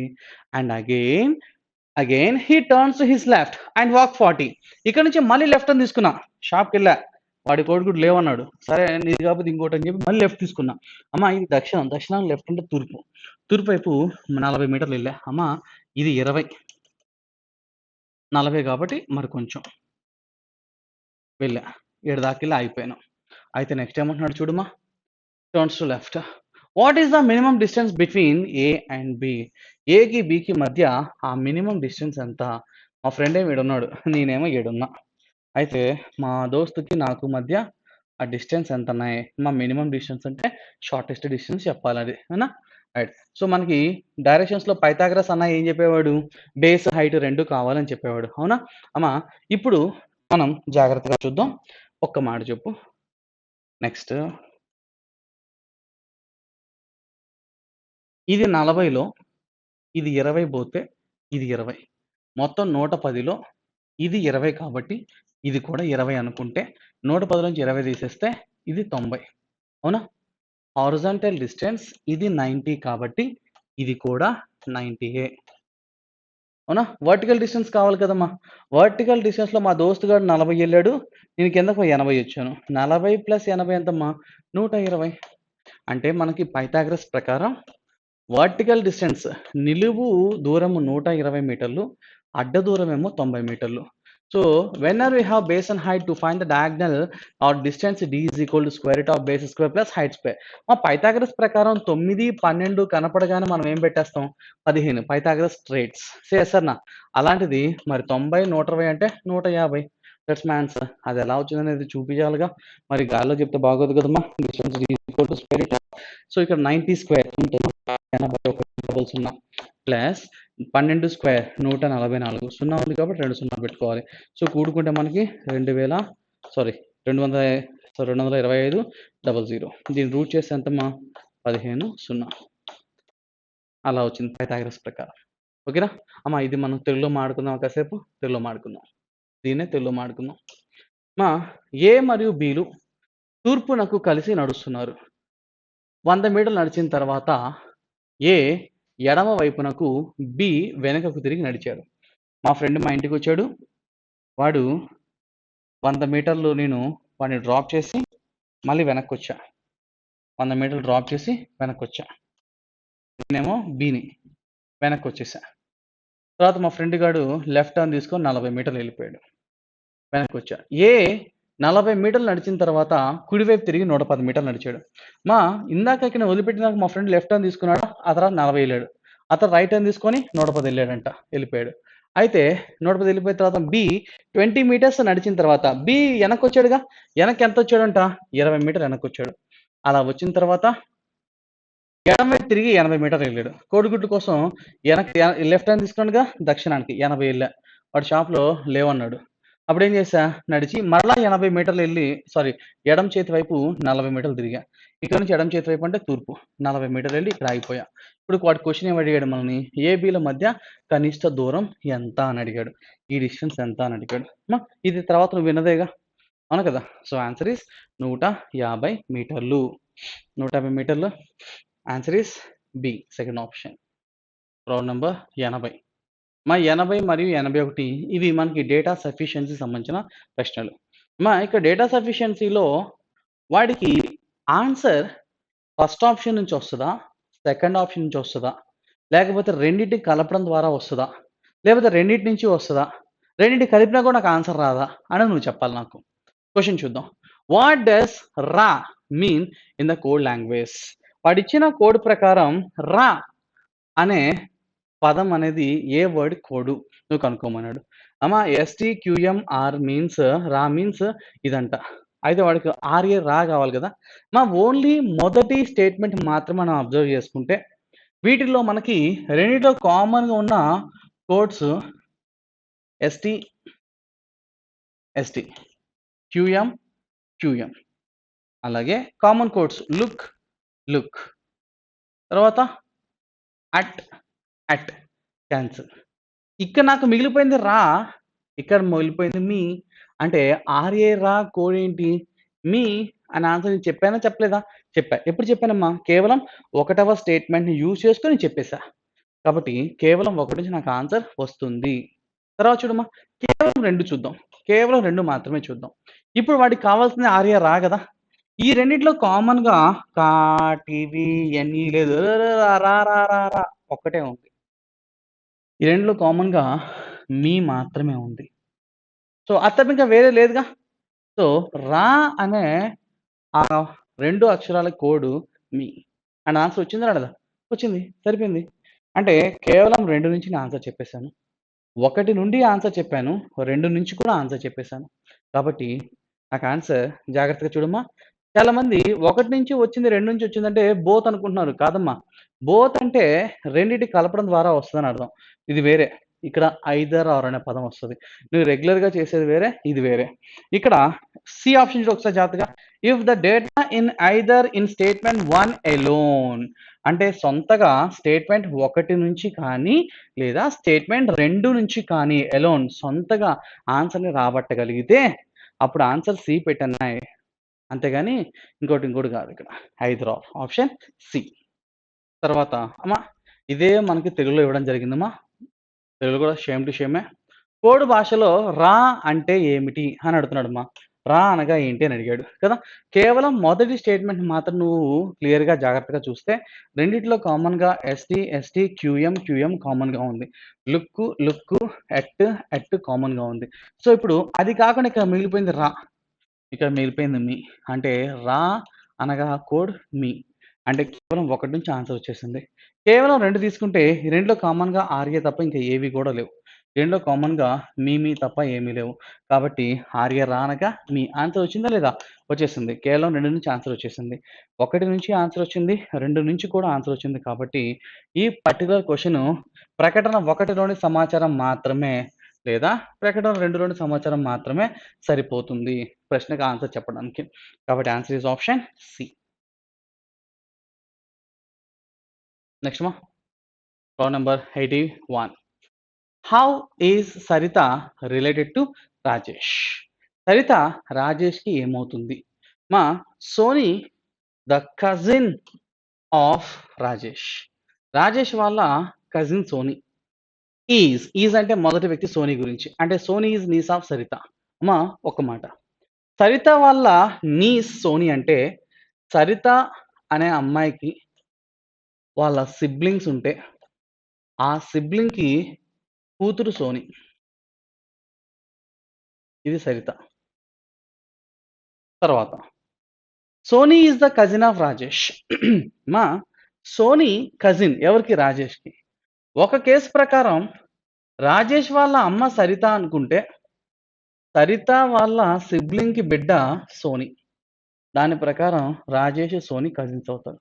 నాకు క్వశ్చన్ ఏంటంటే హౌ ఈ సరిత రిలేటెడ్ రాజేష్? రాజేష్కి సరిత ఏమవుతుంది? ఈ కేసు ప్రకారం రాజేష్ వాళ్ళ అమ్మ. ఆన్సర్ ఈస్ వచ్చిందా రాలా? వచ్చిందని అనుకుంటాం, భ్రమలో ఉంటాం. ఎందుకంటే సరిత అనే అమ్మాయికి వాళ్ళ సిబ్లింగ్ అన్న కానీ తమ్ముడు కానీ ఎవడైనా ఉంటే వాడి కూతురుగా నాకు సోనీ. ఇప్పుడు సోనీ కజిన్ అవ్వాలి అంటే రాజేష్కి వాళ్ళ పేరెంట్స్ ఉంటారు కదా, ఆ పేరెంట్స్‌కి సిబ్లింగ్‌గా సరిత ఎందుకు ఉండకూడదు? అదొక ఆప్షన్ ఉంది. సరిత వాళ్ళ సిబ్లింగ్స్‌కి ఆ అమ్మాయి ఒక్కతే ఉండాల్సిన రూల్ ఏమైనా ఉందా? లేదు. ఇలా కూడా రావచ్చు. రాజేష్ వాళ్ళ పేరెంట్‌కి సిబ్లింగ్‌కి బిడ్డగా సోనీ ఉండాలి. కాబట్టి రాజేష్ అండ్ సోనీ కజిన్స్ అయ్యారు. సరిత వాళ్ళ సిబ్లింగ్‌కి బిడ్డగా సోనీ ఉన్నారు. ఇప్పుడు ఈ కేస్ ప్రకారం తీసుకుంటే రాజేష్‌కి సరిత వాళ్ళ పేరెంట్‌కి సిస్టర్. అంటే అత్త అవ్వచ్చు, పిన్ని, పెద్దమ్మ గూడా అవ్వచ్చు. అంటే వాళ్ళ ఆంట్. వాళ్ళ ఆంట్. రాజేష్ వాళ్ళ ఆంట్ సరిత. ఇక్కడైతే రాజేష్ వాళ్ళ అమ్మ మదర్ అయింది. దీని ప్రకారం అయితే వాళ్ళ ఆంట్ అత్త గాని, పిన్ని, పెద్దమ్మ గాని అవుతున్నాయి. నాకు ఖచ్చితమైన ఆన్సర్ నువ్వు చెప్పగలగాలి. అలా చెప్పలేని పక్షంలో కేవలం ఒకటి నుంచి నాకు ఆన్సర్ రాదు. తీసి పక్కనే. Next Swarna is sister of Sarita. Who is the wife of Om. Who అనే పదం ఎప్పుడు దాని ముందున్న వ్యక్తి గురించి మాట్లాడిద్దమ్మా. Swarna is sister of Sarita. Who అంటే ఇక్కడ సరిత గురించి. Sarita is the wife of Om. మా ఓం అనే ఒకడున్నాడు. వాడి వైఫ్ ఎవరంటే Sarita. Sarita is the wife of Om. Swarna is sister of Saritha. స్వర్ణ ఎవరు? సరిత వాళ్ళ sister. Swarna. Om is the father of Rajesh. Om father ఎవరికి? రాజేష్‌కి. రాజేష్ వాళ్ళ నాన్న ఓం అయితే ఆయన వైఫ్ రాజేష్ వాళ్ళ అమ్మేగా ఖచ్చితంగా. వేరే పాసిబిలిటీ లేదుగా. అంటే ఇప్పుడు సరిత రాజేష్ వాళ్ళ అమ్మ. అంటే నాకు పర్టిక్యులర్ ఆన్సర్ వచ్చిందా లేదా? యెస్ వచ్చింది. ఒకటవ స్టేట్మెంట్ మాత్రమే వినియోగించినట్లయితే నాకు సరిత రాజేష్ వాళ్ళ అమ్మాయినా అవ్వచ్చు, వాళ్ళ అత్త అయినా అవ్వచ్చు. నాకు 2 పాసిబిలిటీస్ ఉన్నాయి. కానీ రెండవ కేస్ ప్రకారం డెఫినెట్‌లీ ఓం వాళ్ళ భార్య సరిత కాబట్టి, రాజేష్ వాళ్ళ నాయన ఓం గాబట్టి ఖచ్చితంగా సరిత రాజేష్ వాళ్ళ అమ్మ. అది తప్ప వేరే ఆప్షన్ లేదు మనకి. కాబట్టి కేవలం 2 నుంచి మాత్రమే నా ఆన్సర్ వస్తుంది. కాబట్టి option B. If the data in the statement 2 alone are sufficient to answer the question, while the data in the statement 1 alone are not sufficient. So, 1 నుంచి రాదన్నాయి, 2 నుంచి మాత్రమే ఆన్సర్ వస్తది. కాబట్టి ఆప్షన్ ఈస్ బి. అమ్మ ఇదే question తెలుగులో మాట్లాడుకుందాం మనం. తెలుగులో మాట్లాడుకుందాం. జాగ్రత్త చూద్దాం. సరిత రాజేష్‌తో ఎలా సంబంధం కలిగి ఉంది? సో, సరిత రాజేష్‌కి ఏమవుతుంది అని అడిగాడు. కేవలం ఒకటి నుంచి చూడమ్మా. సోనీ రాజేష్ యొక్క దాయాది మరియు సరిత యొక్క మేనకోడలు. అమ్మ ఇక్కడ నీస్ అంటే అమ్మాయి కాబట్టి వాళ్ళ అన్న కూతురే అవ్వాల్సిన అవసరం లేదు. మీ అన్న, తమ్ముడు, అక్క, చెల్లి వాళ్ళ బిడ్డల్లో ఎవ్వరైనా సరే అబ్బాయి, మేనల్లుడు, అమ్మాయి, మేనకోడలు, నెఫ్యూ, నీస్ మారదు. నేను అబ్బాయి కాబట్టి నా తమ్ముడు కొడుకు అని చెప్పి సన్ అని ఆన్సర్ పెట్టకండి. He is my nephew only. Okay. Next మా. సోనీ రాజేష్ యొక్క దాయాది. మా సోనీ దాయాది ఎవరికి? రాజేష్‌కి. అంటే రాజేష్ అనేవాడి యొక్క పేరెంట్స్ అమ్మ, నాన్న వాళ్ళ తోడబుట్టిన వాళ్ళ బిడ్డ సోనీ. మరియు అంటే సోనీ. సరిత యొక్క మేనకోడలు. సోనీ ఎవరంటే సరిత యొక్క మేనకోడలు. సరిత అనే అమ్మాయి వాళ్ళ సిబ్లింగ్స్‌కి బిడ్డగా సోనీ. ఇదొక పాసిబిలిటీ. రెండో కేస్ ఏం చెప్పినా ఇందాకట్లాగే సరిత వాళ్ళ సిబ్లింగ్స్ బిడ్డ సోనీ. సోనీ కజిన్ కాబట్టి ఎవరికి? రాజేష్‌కి. రాజేష్ వాళ్ళ అమ్మ కూడా సరిత వచ్చే అవకాశం ఉంది. సో, ఈ కేస్ ప్రకారం రాజేష్ వాళ్ళ అమ్మ, నాన్నకి తోడబుట్టింది. అమ్మ వాళ్ళ తరపైన అవ్వచ్చు, నాన్న తరపైన అవ్వచ్చు ఆంట్. దీని ప్రకారం అయితే అమ్మ. సో, కేవలం ఒకటి నుంచి ఆన్సర్ రాదు. 2 మాత్రమే తీసుకుంటే ఓం భార్య అయిన సరిత. అంటే ఓం అనేవాడు ఒకడున్నాడు. వాడు పెళ్లి చేసుకున్నాడు సరిత అనే అమ్మాయిని. ఓం భార్య అయిన సరిత యొక్క సోదరి స్వర్ణ. సరిత యొక్క సోదరి స్వర్ణ. రాజేష్ వాళ్ళ తండ్రి ఓం. ఓం రాజేష్ యొక్క తండ్రి. అంటే ఇక్కడ రాజేష్ ఉంటే వాళ్ళ నాయన ఓం. అంటే వాళ్ళ అమ్మ సరిత. ఆన్సర్ చెప్పావా? చెప్పేసావు. ఎప్పుడమ్మా? కేవలం 2 నుంచి. Answer is option B. In the following question figure, identify the answer figure that comes in the place of question mark from the alternatives. ఇచ్చిన ప్రశ్నలోని ప్రశ్న గుర్తు ఉన్న ప్లేస్‌లో వచ్చే సమాధానాన్ని గుర్తించండి అన్నాడు. అమ్మా ఇది సీరీసే కదా! నెక్స్ట్ వచ్చే బొమ్మను గుర్తించాలి. నువ్వు కొంచెం క్లియర్‌గా చూస్తే ఈ వృత్తాన్ని చూడమ్మా. బాటమ్ రైట్‌లో ఉంది. అది కాస్త టాప్ రైట్‌కెళ్ళిపోయింది నెక్స్ట్ బొమ్మలో. ఆ తర్వాత టాప్ రైట్ నుంచి టాప్ లెఫ్ట్‌కొచ్చింది. ఆ తర్వాత టాప్ లెఫ్ట్ నుంచి బాటమ్ లెఫ్ట్‌కొచ్చేయాలి. బాటమ్ లెఫ్ట్ ఉందా? యెస్. ఉందా? లేదు. ఉందా? లేదు. ఉందా? యెస్. ఆన్సర్ ఏ గాని డి గాని అయి ఉండాలి. అమ్మా ఈ లైన్ చూడమ్మా ఫస్ట్ దక్షిణాన్ని చూస్తుంది. తర్వాత పడమరకెళ్ళింది. ఉత్తరానికెళ్ళింది. తర్వాత తూర్పుకెళ్ళాలి. తూర్పు వైపు ఉందా? యెస్. ఉందా? లేదు. Answer is D. Only is the right answer. Next మా భిన్నమైన దాన్ని గుర్తించండి. Identify the wrong pair. మా ఉన్న వాటిల్లో భిన్నమైన దాన్ని గుర్తించాలి. నువ్వు క్లియర్‌గా చూస్తే అమ్మా మనకి ప్రతి బొమ్మలో కూడా 1, 2, 3 బొమ్మలుంటే ఔటర్ సైడ్ ఉన్న ఫిగర్‌ని పక్కన పెట్టేస్తే లోపలున్న 2 కూడా సేమ్ టైప్ ఆఫ్ డయాగ్రామ్ చూడమ్మా. 2 కూడా రెక్టాంగిల్సే ఇక్కడ. ఈడ 2 కూడా లోపలున్న 2 కూడా ట్రయాంగిల్సే. లోపలున్న 2 కూడా సర్కిల్సే. కానీ ఇక్కడ లోపల 2 సేమ్ ఉన్నాయా? లేవు. ఒకటి స్క్వేర్ ఇంకోటి ట్రయాంగిల్. కాబట్టి తేడాగా బిహేవ్ చేస్తుంది ఈడే. Answer is D. Except D all the remaining ఇన్నర్‌లో ఉన్నటువంటి డయాగ్రామ్ 2 కూడా సేమ్. ఆడ కాదు. Answer D. 84 ఇచ్చిన ప్రశ్న బొమ్మలో ప్రశ్న గుర్తు సమాధానం వచ్చే బొమ్మను గుర్తించండి. అక్కడ వచ్చే బొమ్మను గుర్తించాలంట. అమ్మా ఇది just like analogy. Analogy type ఇది. దీని నుంచి ఇది వచ్చింది. దీని నుంచి ఏమొస్తది? నువ్వు కనిపెట్టాలి. నువ్వు జాగ్రత్తగా చూడు. ఇక్కడ కింద ఉన్న బొమ్మ లోపలికెళ్ళిపోయింది చూడు. ఇక్కడ కింద ఉన్న బొమ్మ లోపలికెళ్ళిపోవాలి. అంటే సర్కిల్ ఔట్ సైడ్‌లో ఉండాలి మనకి. సర్కిల్ ఔట్ సైడ్‌లో ఉండి ఉందా? లేదు. సర్కిల్ ఔట్ సైడ్ ఉందా? లేదు. సర్కిల్ ఔట్ సైడ్ ఉందా? లేదు. సర్కిల్ ఔట్ సైడ్ ఉందా? యెస్. ఇదే మన ఆన్సర్. సర్కిల్ ఔట్ సైడ్ ఉండి లోపలివి ఉండాలి. అలాగే ఈ ట్రయాంగిల్‌లో ఉన్నటువంటి ఈ 3 గీతలు లైన్స్ బయటకొచ్చేసాయి చూడు. ఇక్కడ ఉన్నటువంటి ఈ 4 లైన్స్ బయటికి రావాలి. బయటకొచ్చి 1, 2, 3, 4గా మారినాయి. సరిపోయిందా? Answer is C. Third option. మనం ఇది డైస్ పాచికలో చెప్పుకోవడం జరిగింది. క్రింద ఇచ్చిన అమెరికాను ఉపయోగించి పాచికలో ఫ్రూట్‌కి వ్యతిరేకంగా ఎదురుగా ఉండేదెవరు చెప్పమన్నాడు. అమ్మా డైని మనం విప్పదీసినప్పుడు మనం గుర్తుందా? మనం షార్ట్ కట్స్ చెప్పుకున్నాం క్లాస్‌లో. ఇలా పెట్టాను సపోజ్ 1, 2, 3, 4, 5, 6 ఇలా ఇచ్చాననుకో. Opposites are always alternates are always opposite. అలాగే ఇక్కడ 2, 5 ఈ మిగిలిపోయినవి ఇవని చెప్పుకున్నాం గుర్తుందా? అలాంటిదే ఇది కూడా. ఇక్కడ నాకు కొంచెం జాగ్రత్తగా చూడమ్మా. స్టెమ్ అండ్ లీఫ్ వీళ్ళిద్దరూ ఆల్టర్నేట్‌గా ఉన్నారు. వీళ్ళిద్దరూ ఎప్పుడు కూడా ఆపోజిట్‌లో ఉంటారు. అలాగే ఈ సీడ్‌ని మనం ఫోల్డ్ చేసినప్పుడు ఇది కరెక్ట్‌గా ఈడకొస్తది. అంటే ఫ్రూట్ అండ్ సీడ్ ఇవి 2 ఆపోజిట్ అవుతాయి. ఈ మిగిలిపోయిన 2 కూడా ఆపోజిట్ అవుతాయి ఎప్పుడు కూడా. వాడు మనకి అడిగింది ఫ్రూట్‌కేగా. ఫ్రూట్‌గా ఆపోజిట్‌లో ఎవరుంటారమ్మా ఇక్కడ నాకు? సీడ్. Option B. ఇది మనం డైస్ అనే కాన్సెప్ట్‌లో ఈ షార్ట్ కట్ చెప్పుకుంటాం.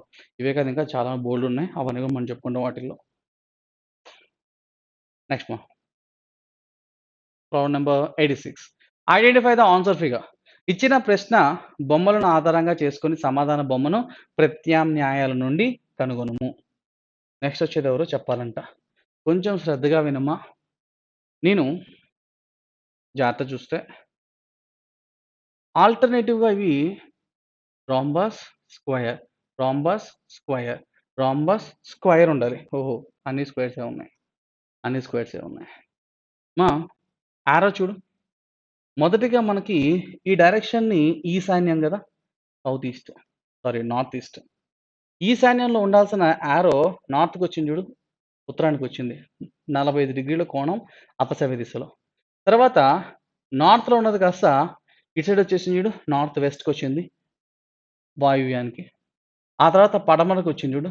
ఆ తర్వాత మళ్ళీ నైరుతికొచ్చింది చూడు. ఆ తర్వాత దక్షిణానికి రావాలి సౌత్ వైపు. యారో సౌత్ వైపు ఉందా? లేదు తీ. సౌత్ వైపు ఉందా? యెస్. ఉందా? లేదు తీ. ఉందా? లేదు తీ. Answer is C. అయిపోయింది. ఒకటి లోపల, బయట, లోపల, బయట, లోపల, బయట. దాని ప్రకారం బయటుండాలి. బయటున్న ఆప్షన్ సౌత్ వైపు చూస్తుంది. సి ఒక్కటే. Answer is C. ఇచ్చిన ప్రశ్న బొమ్మ క్రింద ప్రత్యామ్నాయాల్లో ఒకదానిలో ఇమిడి ఉన్నది. హైడ్ అండ్ సీక్ దాంకునే ఆట. ఇప్పుడు నువ్వు కనిపెట్టాలి. ఈ బొమ్మ యాజ్ ఇట్ ఈస్‌గా ఆప్షన్ ఏబీసీడీలో ఎక్కడో ఉంది. యాజ్ ఇట్ ఈస్‌గా ఉండాల. అది తిరగతిప్పాను గదా! డీలో ఉందంటే కాదు. మొదటిగా మనం చూడాల్సింది యాజ్ ఇట్ ఈస్‌గా ఉందా లేదా? అది లేకపోతేనే అప్పుడు దాన్ని కన్సిడర్ చేయాలి. అది లేకపోతేనే గుర్తుంచుకో, ఇది చాలా ఇంపార్టెంట్. షేమ్ టు షేమ్ ఉండాలి. జాగ్రత్త చూడు.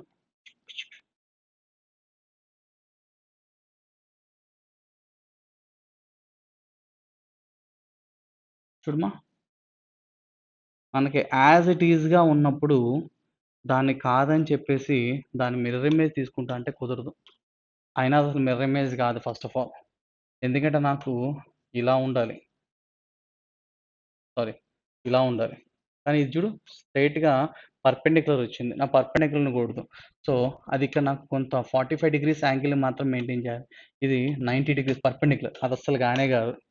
Answer is C. నెక్స్ట్ మా, round number 89 to 91. Study the following information carefully and answer the following questions.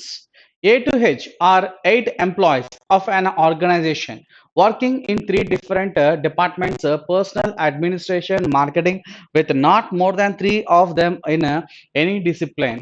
Each of them has a different choice of sports, from football, cricket, volleyball, badminton, lawn tennis, basketball, hockey, and table tennis, not necessarily in the same order. Okay. మొత్తం మన దగ్గర 8 మంది employees ఉన్నారమ్మా. ఈ 8 మంది employees కూడా వాళ్ళు 3 different డిపార్ట్మెంట్స్‌కి సంబంధించిన వాళ్ళు. వాళ్ళు ఏ ఏ డిపార్ట్మెంట్స్ అంటే పర్సనల్, వాళ్ళ డిపార్ట్మెంట్స్ చూద్దామా. పర్సనల్, అడ్మిన్, అలాగే పర్సనల్, అడ్మిన్, మార్కెటింగ్. మొత్తం 8 మంది ఈ 3 డిపార్ట్మెంట్ సంబంధించిన వాళ్ళు, with not more than 3 of them in any discipline, any department. ఏ డిపార్ట్మెంట్‌లో అయినా సరే మాక్సిమం మనకి ముగ్గురు మాత్రమే ఉండాలి అని చెప్తున్నాడు. Okay. Each of them has a different choice. వాళ్ళు ఒక్కొక్కరు ఒక్కొక్క గేమ్ ఆడడం జరుగుతుందంట.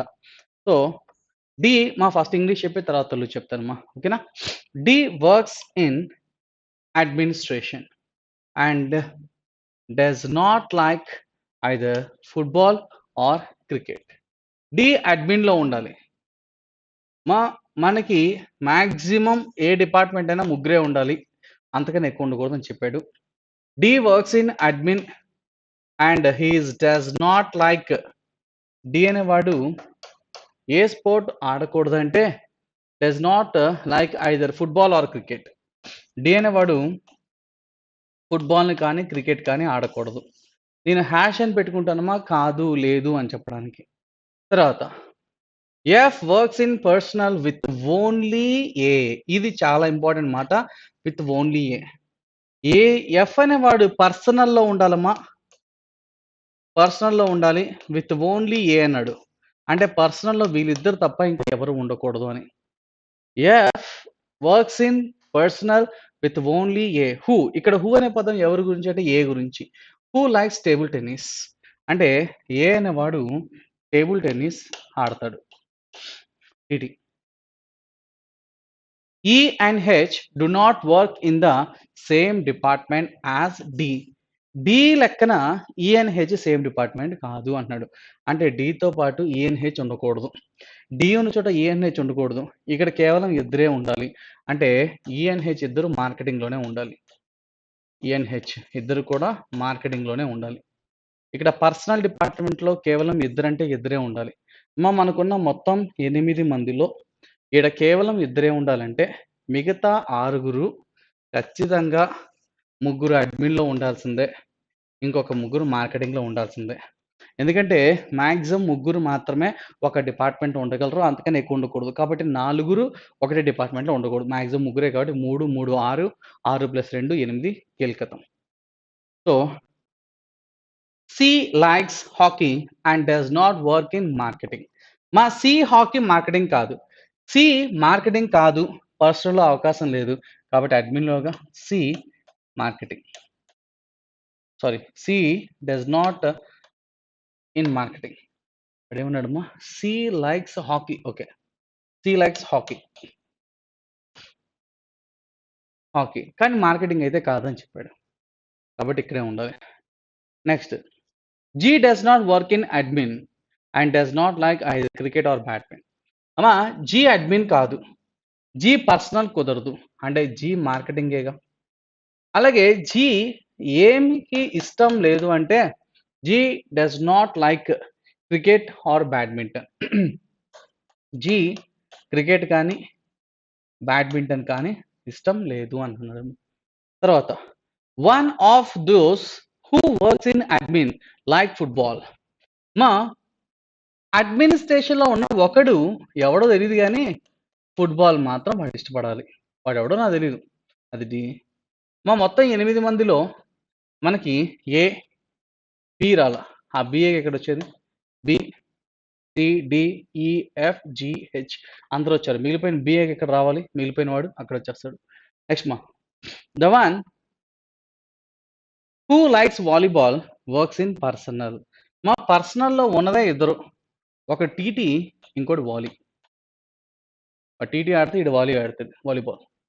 Next volleyball.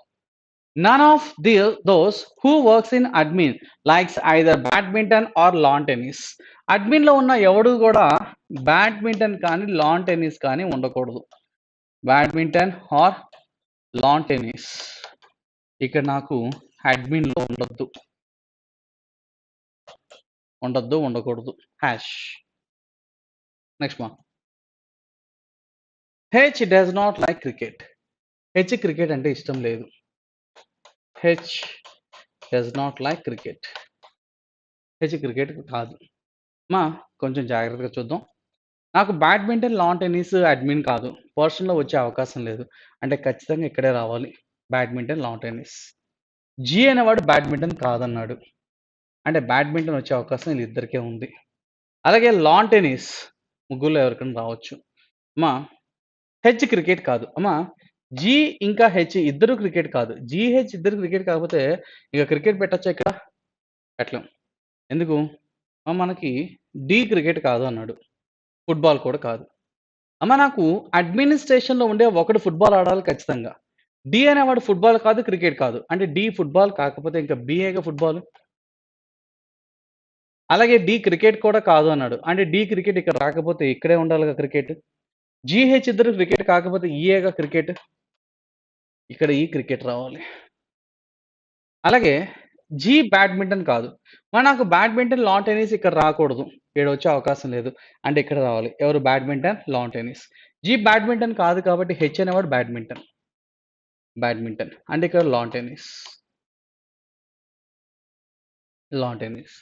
ఇవేవి కాకుండా మిగిలిపోయిన స్పోర్ట్ ఒకటి ఉంది చూడండి. ఇవన్నీ కాకుండా మిగిలిపోయిన స్పోర్ట్ ఒకటి ఉండాలి. ఏంటది? స్పోర్ట్. Lawn tennis, basketball. మిగిలిపోయిన స్పోర్ట్ ఏదైనా ఉందంటే అది బాస్కెట్బాల్, కాబట్టి డి అనేవాడు బాస్కెట్బాల్. సో చాలా సింపుల్గా మనం ఇలా రాసేసుకుంటాం. ఇలా రాసుకుంటే ప్రాబ్లం చాలా తక్కువ టైంలో అయిపోతుందమ్మా. ఓకే రైట్, క్వశ్చన్లోకి వెళ్దామా?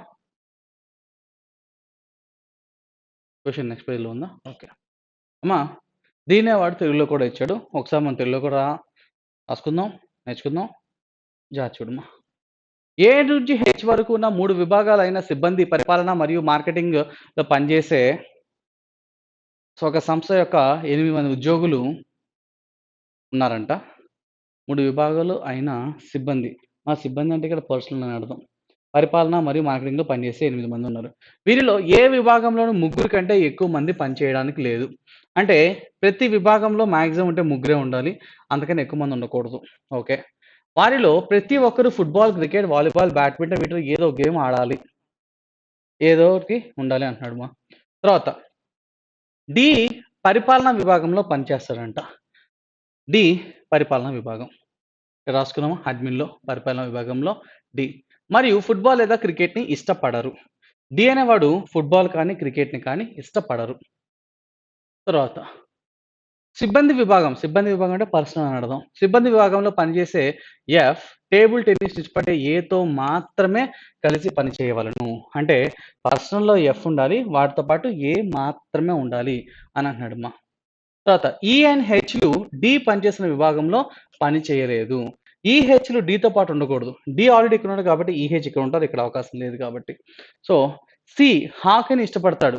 కానీ మార్కెటింగ్ విభాగంలో పని చెయ్యరు. సికి హాకీ ఇష్టమంట. మార్కెటింగ్ కాదు. ఇక్కడ పర్సనల్‌లో అవకాశం లేదు. కాబట్టి అడ్మిన్‌లో మనం పెట్టడం జరిగింది. సో దానికి తగ్గట్టుగా మిగతావన్నీ కూడా నేను ఇందాక తెలుగులో ఎక్స్‌ప్లెయిన్ చేశాను కాబట్టి మళ్ళీ ప్రతిదీ రాయడం మనకి టైం వేస్ట్. లెంత్ ఎక్కువ అవుతుంది వీడియోకి. సో నేను దాన్ని క్లోజ్ చేస్తున్నానమ్మా. ఓకే. క్వెషన్‌లోకి వెళ్ళిపోదాం.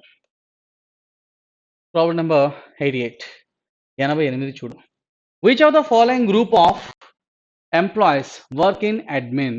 అడ్మినిస్ట్రేషన్ పరిపాలన విభాగంలో పనిచేస్తుంది ఎవరు ఇక్కడ? బిసిడి అనే ముగ్గురు. కాబట్టి answer option C. Third option only is the right answer. Next మా in which department does E works? E అనేవాడు ఏ విభాగంలో పనిచేస్తున్నాడు? అమ్మా ఈ అనేవాడు మార్కెటింగ్ విభాగంలో పనిచేస్తున్నాడు. కాబట్టి option B. 90. Which of the following combinations of employees department is sports correct? E admin cricket. అమ్మా ఈ అడ్మినా కాదు తీసి ఫస్ట్ ఆప్షన్ తప్పు. F personal lawn tennis. F personal okay కానీ లాన్ టెన్నిస్ కాదు వాలీబాల్. కాబట్టి second option B is wrong. H marketing lawn tennis. అమ్మా హెచ్ మార్కెటింగ్ ఓకే కానీ అది బ్యాడ్మింటన్ కదా లాన్ టెన్నిస్ కాదు. Option C is also wrong. So answer is 5 కాదు. అన్ని తప్పులే. 5 కాదు కరెక్ట్ కాదు అంటున్నాడు. Answer D. Next what is favourite game? ఈకి ఇష్టమైన గేమ్ ఏంటి? మా ఈ అనే వాడికి క్రికెట్ ఇష్టం. కాబట్టి answer is a first option. A solid cube of 4 inches has been painted red, green, black on pair of opposite faces.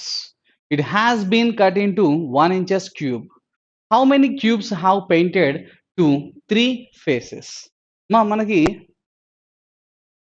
4 సెంటీమీటర్ల భుజము కొలత గల ఒక ఘనము యొక్క ఎదురెదురు ముఖములకు ఒకే రంగు వచ్చేలాగా ఎరుపు, ఆకుపచ్చ మరియు నలుపు రంగులు వేశారు. ఎదురెదురుగా ఎరుపు ఎరుపు, నలుపు నలుపు, ఆకుపచ్చ ఆకుపచ్చ అలాగే ఉండాలంట. మనం ఒక క్యూబ్ని కనుక గమనించినట్లయితే ఒక క్యూబ్ 4 సెంటీమీటర్లతో ఒకటి ఉందంటమ్మా. దాన్ని ఏం చేస్తానంటే వాడు 1 ఇంచెస్ 1 సెంటీమీటర్ వచ్చే విధంగా దాన్ని కట్ చేయడం జరుగుతుంది. అంటే ప్రతి క్యూబ్ని కూడా 4 వచ్చే విధంగా కట్ చేస్తున్నారు. అలా కట్ చేసేసేసి మొత్తం మనకి ఎదురెదురుగా ఎరుపు, ఆకుపచ్చ, నలుపు రంగులను వేయడం జరిగింది. అయితే మన క్వశ్చన్ ఏంటమ్మా how many cubes have painted to 3 faces? అమ్మా 3 ముఖాలు నాకు రంగులతో నిండి ఉండాలి. ఇక్కడ ఈ టాప్లో ఉండేవి సపోజ్ ఇవి ఉన్నాయనుకోండమ్మా ఈ కింద ఉండేవి అటు ఇటు ఉండే రెండే ఉంటాయి. ఈ కార్నర్స్ ఉన్నాయి చూసావా ఈ కార్నర్స్ ఉన్నవి ఇటుపక్క ఇటుపక్క ఇటుపక్క ఉన్న 3 రంగులతో నిండి ఉంటాయి. ఎందుకంటే అవి ఎదురెదురుగా ఉన్నాయి కాబట్టి. సో ఈ కార్నర్ కూడా అలా నువ్వు చూసుకుంటే కనుక ఒక క్యూబ్కి ఒక సైడ్లో 4 కార్నర్స్ ఉంటాయమ్మా. అలాగే ఇంకొక సైడ్లో ఇంకొక 4 కార్నర్స్ ఉంటాయి. మొత్తం 4 8 కార్నర్స్ వస్తాయి మనకి. అవునా కదా? సో ఆ 8 కార్నర్స్ కూడా 3 రంగుల్ని కలిగి ఉంటాయి. సో 3 రంగులు కలిగి ఉన్నటువంటి మనకి ఎన్ని ఉన్నాయి అని అడిగితే 8 క్యూబ్స్ ఉన్నాయి అలాంటివి. So answer is option D. Second option is my answer. Next problem number 93. To prevent the spread of coronavirus to traffic police, they have stopped the breath analysis for drivers to determine whether they consumed alcohol or not. To prevent the spread of the coronavirus to traffic police. అంటే అర్థం ఏంటి? Traffic పోలీసులకి corona virus రాకుండా ముందు చర్యలుగా ప్రభుత్వం ఏం చేసిందంటే they have stopped ఇక్కడ ప్రభుత్వం చెప్పాలి దే అంటే పోలీసులు ఆపేశారు. Stopped the breath analysis for the drivers to determine whether they consumed alcohol or not. మనకి బ్రీత్ అనలైజర్స్ పెడతారు కదా సో మందు తాగారా లేదా అని చెప్పేసి. సో అలాగా బ్రీత్ అనలైజర్ టెస్ట్ ఏదైతే ఉందో ఆల్కహాల్ టెస్ట్ చేసేది దాన్ని పోలీసులు ఆపేశారంట. ఎందుకు? వాళ్ళ వల్ల మాకు కూడా వస్తుంది. వాళ్ళ దగ్గరికి వెళ్ళి మూతి పెట్టి ఇక్కడ మనం ఇటు పెడుతున్నప్పుడు ఆ వైరస్ మనకు కూడా అందుకునే అవకాశం ఉంది కాబట్టి మేము దాన్ని చేయమని చెప్పేసి వాళ్ళు ఆపేశారంట. So which of the following conclusion that follows based on the given statement? So దాని ప్రకారంగా నువ్వు ఏం కన్క్లూడ్ చేస్తావు? The corona virus is transmitted to traffic police only by the people who have consumed alcohol. The coronavirus is fatal. Okay. చూద్దాం ఒకసారి. ప్రకటన తెలుగులో చూద్దాం. కరోనా ట్రాఫిక్ పోలీసులకు కరోనా వైరస్ వ్యాప్తి చెందకుండా నిరోధించడానికి డ్రైవర్లు మద్యం తాగి ఉన్నారో లేదో తెలుసుకోవడానికి ఉపయోగించే శ్వాస విశ్లేషణను ట్రాఫిక్ పోలీసులు ఆపివేశారు. ఇచ్చిన ప్రకటన ఆధారంగా క్రింది వాళ్ళలో ఏ తీర్మానం అనుసరిస్తుంది అని అడిగాడు. Number 1, the corona virus is transmitted to traffic police only by the people who have consumed the alcohol. Alcohol తాగిన ప్రజల ద్వారా మాత్రమే వస్తుందని చెప్తున్నాడు వాడు. తప్పు చెప్తున్నాడు వాడు. అవును కదా! ఓన్లీ ద పీపుల్ అనే పదం ఎందుకు వాడావు నువ్వు? వాడొచ్చా? వాడకూడదు. వాళ్ళ ద్వారానే వస్తుందని ఎవడు చెప్పాడు వాడు? కరోనా వైరస్ మద్యం సేవించిన వ్యక్తుల ద్వారా మాత్రమే ట్రాఫిక్ పోలీసులకు వ్యాపిస్తుంది. తప్పు. వాళ్ళ ద్వారా మాత్రమే వస్తుందని చెప్పడం చాలా పెద్ద తప్పది. చేయకూడదు. తప్పు. The corona virus is a fatal. ఇది చాలా ప్రాణాంతకం. ఆ విషయం మాకు కూడా తెలుసు. అది యూనివర్సల్ ట్రూత్. నువ్వు తీసుకొచ్చి కన్క్లూజన్‌లో పెడతానంటే ఇసిరేస్తా. చెప్పొద్దు. No. Next C traffic police are not willing to get infected with the corona virus. Traffic పోలీసులు కరోనా వైరస్ బారిన పడడానికి సుముఖంగా లేరు. అంతే కదా! సో, మేము అది వాడట్లేదు సార్. ఎందుకు వాడట్లేదు? మాకొస్తే అందుకే మేము వాడం. యెస్, కరెక్టే. Next, it is an offence to drive under the influence of alcohol. మద్యం సేవించి వాహనం నడపడం నేరం. ఇది నిజమే. యూనివర్సల్ ట్రూత్‌ని తీసుకొచ్చి ఎందుకు చెప్తున్నావు నువ్విక్కడ నాకు? నువ్వు స్టేట్‌మెంట్ ప్రకటన నుంచి ఏం చెప్తావు? అది చెప్పు నాకు. అంతే తప్ప యూనివర్సల్ ట్రూతులు తీసుకొచ్చి అది ప్రాణాంతకం మాకు తెలుసు ఆ విషయం. వాహనం నడపడం మద్యం తాగి నేరం అసలు మాకు కూడా తెలుసు. అది నిజమే అయినప్పటికీ స్టేట్‌మెంట్ నుంచి వచ్చింది కాదు అది. అది యూనివర్సల్ ట్రూత్. దాన్ని మనం కన్సిడర్ చేయొద్దు. Answer is option C 95. Next వాడు నీకు 2 స్టేట్మెంట్స్ ఇవ్వడం జరుగుతుంది. ఒకటి నిశ్చితం, రెండోది కారణం. Assertion and reason. వాటిలో ఏది కరెక్ట్, ఏది రాంగ్, దానివల్ల కారణం అవుతుందా లేదా నువ్వు చెప్పాల్సి ఉంటుంది నాకు. ప్రాబ్లమ్ చూడమ్మా. 94. The countries rapid economic development requires harmonious industrial relations. దేశం యొక్క వేగవంతమైన ఆర్థిక అభివృద్ధి శ్రావ్యమైన పారిశ్రామిక సంబంధాలు అవసరం. సో, ఆర్థిక అభివృద్ధి కావాలి అంటే పారిశ్రామిక సంబంధాలు అవసరం. నిజమే. It's a true statement. Next, good industrial relations contribute to the continue of the products. ఉత్పత్తులు నిరంతరం జరిగేలా మంచి పారిశ్రామిక సంబంధాలు దోహదం చేస్తాయి. అంటే ఉత్పత్తులు నిరంతరం కంటిన్యూస్‌గా ప్రొడక్షన్ జరగాలి అంటే మంచి పారిశ్రామిక సంబంధాలు దోహదం చేస్తాయి. సో, ఇది కూడా కరెక్టే. ఇక్కడ 2 కూడా కరెక్టే. సో, దేశం యొక్క వేగవంతమైన ఆర్థిక అభివృద్ధి శ్రావ్యమైన పారిశ్రామిక సంబంధాలు అవసరం. ఆ సంబంధాలు కరెక్ట్‌గా ఉంటేనే మనకి ఉత్పత్తులు కరెక్ట్‌గా వస్తాయి. అంటే ఇది కరెక్ట్‌గా రీజన్ అవుతుంది. కాబట్టి answer is option A. First option. ఇక్కడ ఫస్ట్ ఆప్షన్ దేని గురించి మాట్లాడుతుందమ్మా మనతో? ప్రీవియస్ క్వెషన్‌కెళ్తే చెప్తది. ఫస్ట్ ఆప్షన్ దేని గురించి మాట్లాడుతుంది? Both assertion and reasons are correct statements. 2 కూడా ఇండిపెండెంట్‌గా రైటే. R gives a correct explanation to for assertion A. సో, అక్కడ రీజన్ అనేది ఏకి వివరణ ఇస్తుంది. యెస్, రైటేగా. వివరణ ఇస్తుంది. కాబట్టి answer is option A. Only is the right answer. 2 కూడా నిజమే. దీనికి ఇది ఎక్స్‌ప్లనేషనే reason. Next problem number 95. Diverse laws should be amended to be more favorable to women in India. భారతదేశంలో మహిళలకు విడాకుల చట్టాలను భారతదేశంలోని మహిళలకు మరింత అనుకూలంగా సవరణ చేయాలి అన్నాడు. సో, అంటే మహిళలకి అనుకూలంగా చేయాలి. పురుషులు కావాలని ఆడికి వేరే మోజు పడితే చాలు. డైవర్స్ ఇవ్వడానికి రెడీగా ఉంటాడు. సో, మహిళలు అలా కాదు. ఆళ్ళు ఇంకా తీవ్రమైన పరిస్థితుల్లో మాత్రం డైవర్స్ కోరుకుంటారు. కానీ మగాడు అట్ట కాదు. సో, అనుకూలంగా ఉండాలి ఆడవారికి మాత్రమే అని చెప్పి సవరణ చేయాలి. అవును, ప్రస్తుతం పరిస్థితులు అలానే ఉన్నాయి. కాబట్టి మనందరం దీన్ని సపోర్ట్ చేయాల్సిందే. విడాకులు విడాకుల చట్టాలను భారతదేశంలో మహిళలకు మరింత అనుకూలంగా సవరణ చేయాలి. యెస్, నిజమే అది. No. It disputes family life because most women get divorced. లేదు. ఇది కుటుంబ జీవితానికి విఘాతం కలిగిస్తుంది.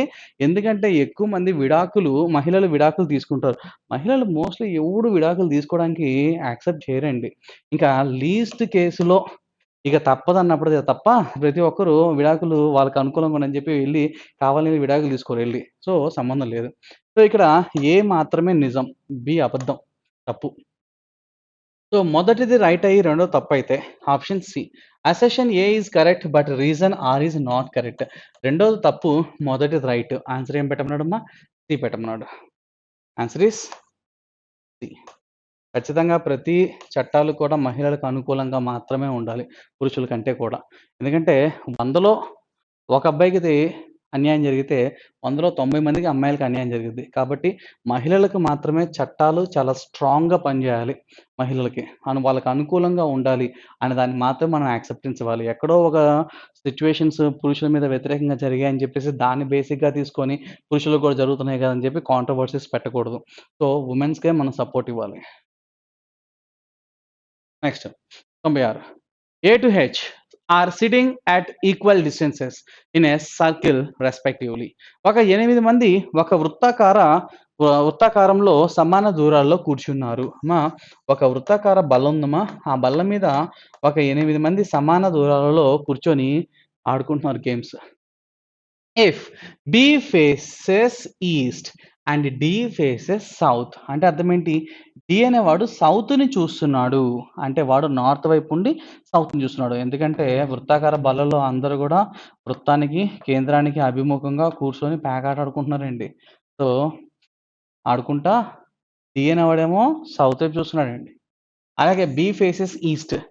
బి అనేవాడేమో తూర్పును చూస్తూ ఉన్నాడమ్మా ఇట్లా. ఈడ కూర్చొని తూర్పు. వాడు కూర్చుంది వెస్ట్ అయినప్పటికి వాడు చూస్తుంది మాత్రం తూర్పుని. అయితే క్వెషన్ సరిగ్గా చూడు. Who sits in the south east? ఆగ్నేయంలో కూర్చున్నది ఎవరు అన్నాడు తప్ప ఆగ్నేయాన్ని చూస్తుంది ఎవరు అని చెప్పలా. అండ్ క్వెషన్ స్టార్టింగ్‌లో A to H are sitting equidistances in a circle respectively వరుసగా అంటే అదే ఆర్డర్‌లో ఏబీసీడీఎఫ్జీహెచ్‌లా కూర్చున్నాడు. అమ్మా ఇక్కడ ఏ పెడితే ఏబీసీడీలో ఇక్కడ డి రావాలి. ఏ డి వచ్చింది కాబట్టి ఇది కాదు. అంటే ఇది ఏ, బి, సి, డి, ఈ, ఎఫ్, జి, హెచ్ ఇది దాని అర్థం. అయితే వాడు అడిగిన క్వెషన్ ఏంటమ్మా? ఆగ్నేయాన్ని చూస్తుంది ఎవరు అని అడిగుంటే సి ఆన్సర్. వాడికి అడిగింది ఆగ్నేయం వైపు కూర్చుంది ఎవరు? డి. డి దక్షిణాభిముఖంగా కూర్చుంటే ఆగ్నేయంలో ఎవరు కూర్చొని ఉన్నారు? అంతేగాని ఆగ్నేయానికి అభిముఖంగా ఎవరున్నారని అడగల. ఆగ్నేయానికి అభిముఖంగా కూర్చుంది ఎవరంటే సి. ఆగ్నేయంలో కూర్చుంది ఎవరంటే జి. రెండిటికి చాలా తేడా ఉందమ్మా. Answer is 1. First option A.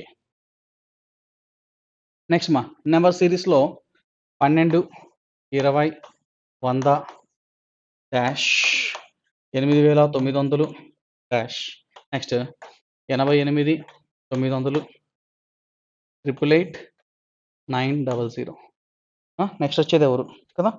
కొంచెం జాగ్రత్తగా గమనిస్తే 12కి 20 మధ్య డిఫరెన్స్ 8, 20కి 100కి డిఫరెన్స్ 80, 8900కి 88,900కి డిఫరెన్స్ ఎంతరా అయ్యా అంటే 80,000 డిఫరెన్స్ 80,000. 88,900కి 8,88,900కి మధ్య డిఫరెన్స్ 8 లక్షలు. లక్షలు, వేలు, వందలు అట్లా వెయ్యిలు. వెయ్యిలు, వందలు. అవునా? 8, 80, 800, 8,000, 80,000, 8 లక్షలు. అసెండింగ్ ఆర్డర్‌లో 100కి 800 కలిపితే 900. 900కి 8,000 కలిపితే 8,900 సరిపోయిందమ్మా. అంటే నా ఆన్సర్ ఏంటమ్మా?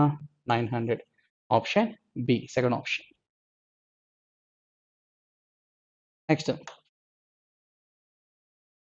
Problem number 98 to 100. Decision making. Following are the conditions for selecting a senior manager. Credit in a bank. ఒక బ్యాంక్‌లో సీనియర్ మేనేజర్ ఆఫ్ క్రెడిట్‌కి కావాల్సిన సీనియర్ మేనేజర్ కావాలి. వాడికి కొన్ని క్రైటీరియాస్ అడుగుతున్నాడు.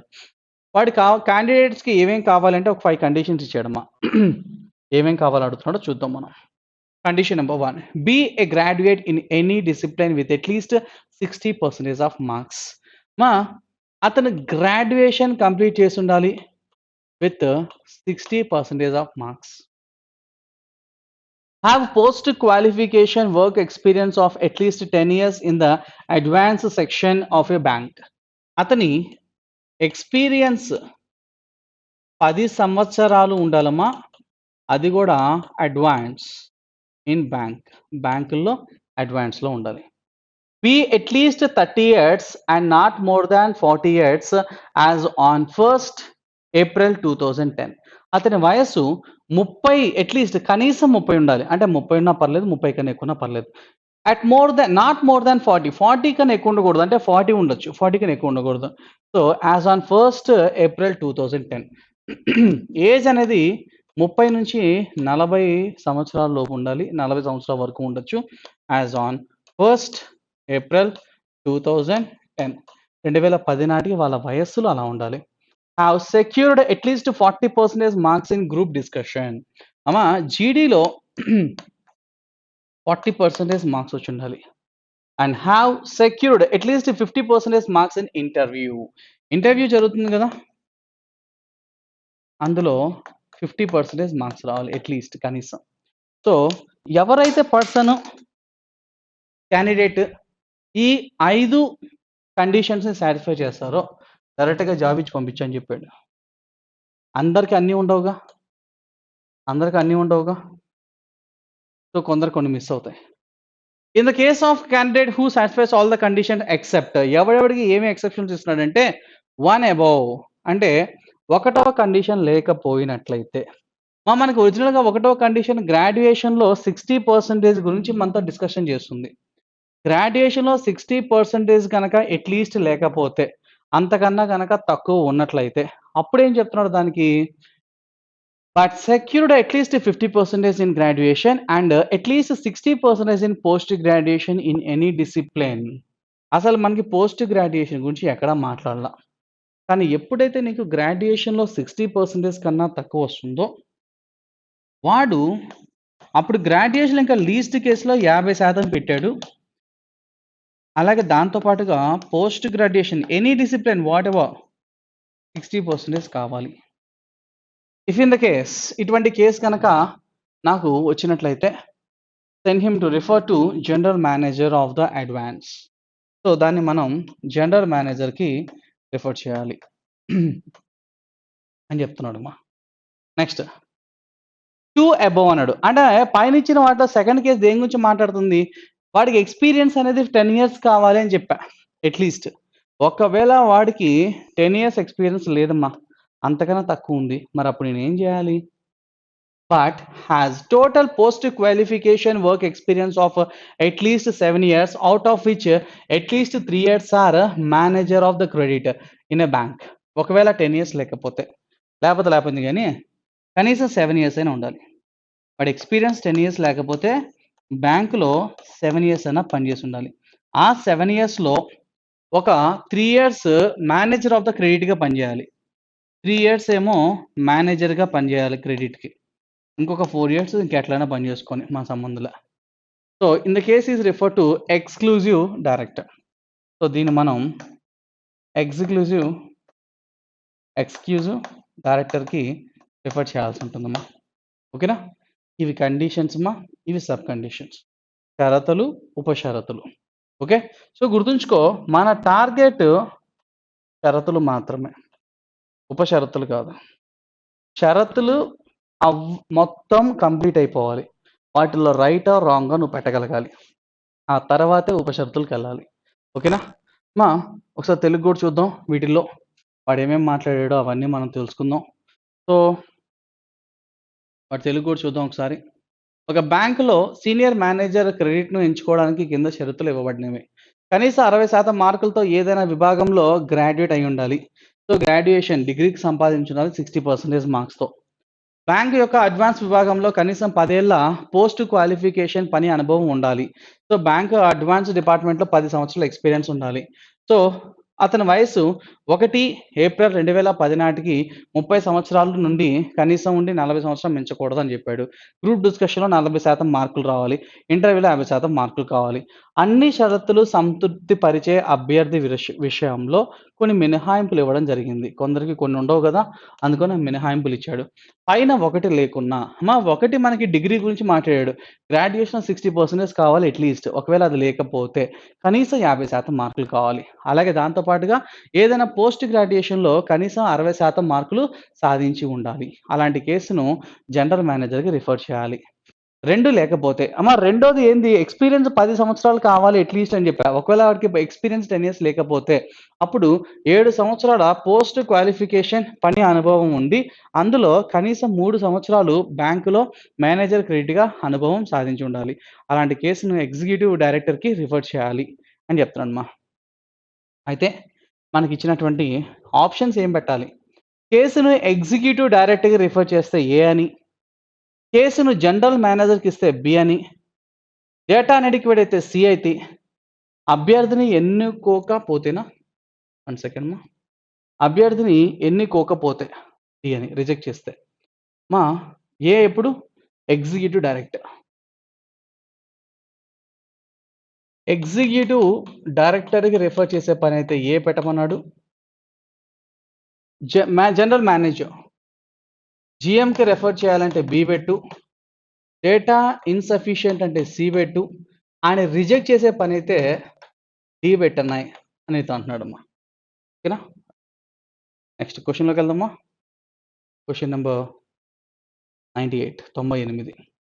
Shobha Gupta has secured 50% marks in the interview and 40% in group discussion. Gupta ఒక ఆమె ఉన్నారండి. వారు శోభా గుప్తా 50% ఇంటర్వ్యూ, ఓకే, 40% ఇన్ జీడీ, ఓకే. శోభా గుప్తా ఇంటర్వ్యూలో 50%, గ్రూప్ డిస్కషన్ 40% మార్కులు సాధించారు. ఆమె గత 8 సంవత్సరాలుగా పనిచేస్తుంది. అందులో 4 ఏళ్ళు ఒక్క సెకండ్ అమ్మా మనం ఇంగ్లీష్కి వెళ్దాం. She has been working for the past 8 years, out of which 4 years as a manager credit in a bank. ఆమె ఒక బ్యాంకులో 8 సంవత్సరాలుగా పనిచేస్తుంది. అందులో 4 ఏళ్ళు బీఈ డిగ్రీ 60% మార్కులతో పూర్తి చేసిన తర్వాత బ్యాంకులో మేనేజర్ క్రెడిట్‌గా పనిచేస్తున్నారు. ఆమె మనకు ఒరిజినల్‌గా 10 సంవత్సరాల వర్క్ ఎక్స్‌పీరియన్స్ కావాలి. కానీ ఆమెకు లేదు. 8 సంవత్సరాలే ఉంది. సో జనాలందరికీ 10 సంవత్సరాలు లేదు కాబట్టి వెంటనే యాడికెళ్తారు తెలుసా?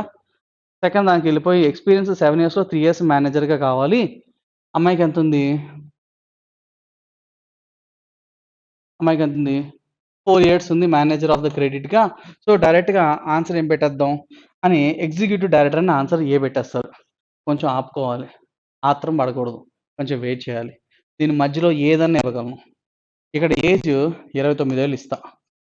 ఏం చేస్తా? రిజెక్ట్ చేసి అవతల పడేయాలి. అర్థమవుతుందా? మధ్యలో ఏదన్నా జరగచ్చు. చాలామంది స్టూడెంట్స్ వాడికి ఎక్స్‌పీరియన్స్ 10 ఇయర్స్ లేదు కాబట్టి ఖచ్చితంగా సెకండ్‌కెళ్ళిపోయి ఉంటాడు. వాడికి 3 ఇయర్స్ మేనేజర్ ఆఫ్ ద క్రెడిట్‌లో వచ్చుంటది. కాబట్టి ఎగ్జిక్యూటివ్ డైరెక్టర్ అంటాడు. నేనేం చేస్తా తెలుసా? ఇక్కడ 3 ఇయర్స్ మేనేజర్ ఆఫ్ క్రెడిట్ ఉండాలి కదా! నేను 2 ఇయర్సే ఇస్తా. పాయా మార్కులు పాయా. మధ్యలో ఏదైనా జరగచ్చు. కాబట్టి తొందర పడకుండా కొంచెం జాగ్రత్తగా చూడండి. చక్కగా మిగతావి కూడా చదవండి. After completing BA degree with 60% of marks. తనకి డిగ్రీలో 60% మార్కులు వచ్చినాయంట. Okay, happy. And she born in 12th September 1978. చిన్నప్పుడు పుట్టింది. 78 నుంచి 2010కి ఏజ్ చూడు. 88, 98, 2008, 9, 10 అంటే 32 ఇయర్స్. మనకి 30 నుంచి 40 వరకు ఏదైనా ఉండొచ్చు. హ్యాపీ 32 ఇయర్స్ కాబట్టి. సో ఇప్పుడు చూడు. సో తను Shobha satisfies all the primary conditions. షరతులన్నీ సాటిస్ఫై చేసింది. But except experience. తన ఎక్స్‌పీరియన్స్ చూడల. ఎక్స్‌పీరియన్స్ 10 సంవత్సరాలు కావాలి. కానీ తనకి 8 ఉంది. 10 కన్నా తక్కువ ఉన్నప్పుడు ఎక్స్‌పీరియన్స్‌లో 7 ఇయర్స్ ఏజ్ ఎక్స్‌పీరియన్స్ ఉండాలి. తనకి 8 సంవత్సరాలు ఉంది. అందులో 3 ఏళ్ళు మేనేజర్ క్రెడిట్‌లో ఉండాలి. తను 4 ఏళ్ళు ఉంది. కాబట్టి ఇప్పుడు పెట్టు ఎగ్జిక్యూటివ్ డైరెక్టర్ అని. Send her to executive director and your answer is option ఏ. అంతే తప్ప చూడకుండా పెట్టకుండా అది సెకండరీ కండిషన్ ఉంది కాబట్టి డైరెక్ట్‌గా పెడతారంటే మార్కులు ఎగురుతాయి. జాగ్రత్త. Answer is option A. 99. Rohan Born 8th March 1974. మా 74లో పుడితే 84, 94, 2004, 2004కి 2010 వరకు కదా మనకిచ్చాడు. అంటే 36 ఏళ్ళు. Okay. Age okay. Satisfied. Next. He has been working in a bank for the past 12 years.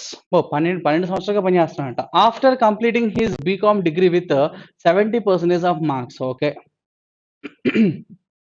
70% marks ఇచ్చాడు. దేంట్లో? గ్రాడ్యుయేషన్‌లో. తర్వాత he has secured 50% marks in both group discussion and interview. మా గ్రూప్ డిస్కషన్, ఇంటర్వ్యూలో 50-50 వచ్చాయంట. హ్యాపీ. వాడి ఎక్స్పీరియన్స్ ఎన్ని సంవత్సరాలు అని చెప్పాడు?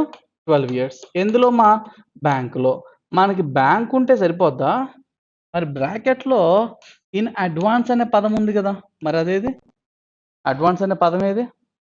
నాకు బ్యాంక్‌లో స్వీపర్‌గా చేసాడా? లేకపోతే ఇంకోటా? నాకు చెప్పలా. నాకది చెప్పాలి. బ్యాంకు యొక్క అడ్వాన్స్ విభాగంలో ఈ పదం నాకు చాలా ఇంపార్టెంట్. అడ్వాన్స్డ్ అనే పదం ఇంపార్టెంట్. వాడెక్కడా గూడా ఆ పదం గురించి మనతో డిస్కషన్ చేయలేదు. జాగ్రత్తగా చూడు. He he has been working in a bank for the past 12 years. 12 ఇయర్స్‌గా బ్యాంక్‌లో పని చేస్తున్నా అని చెప్పాడు. స్వీపర్‌గానా? క్యాషియరా? లేకపోతే పీఓనా? మేనేజరా?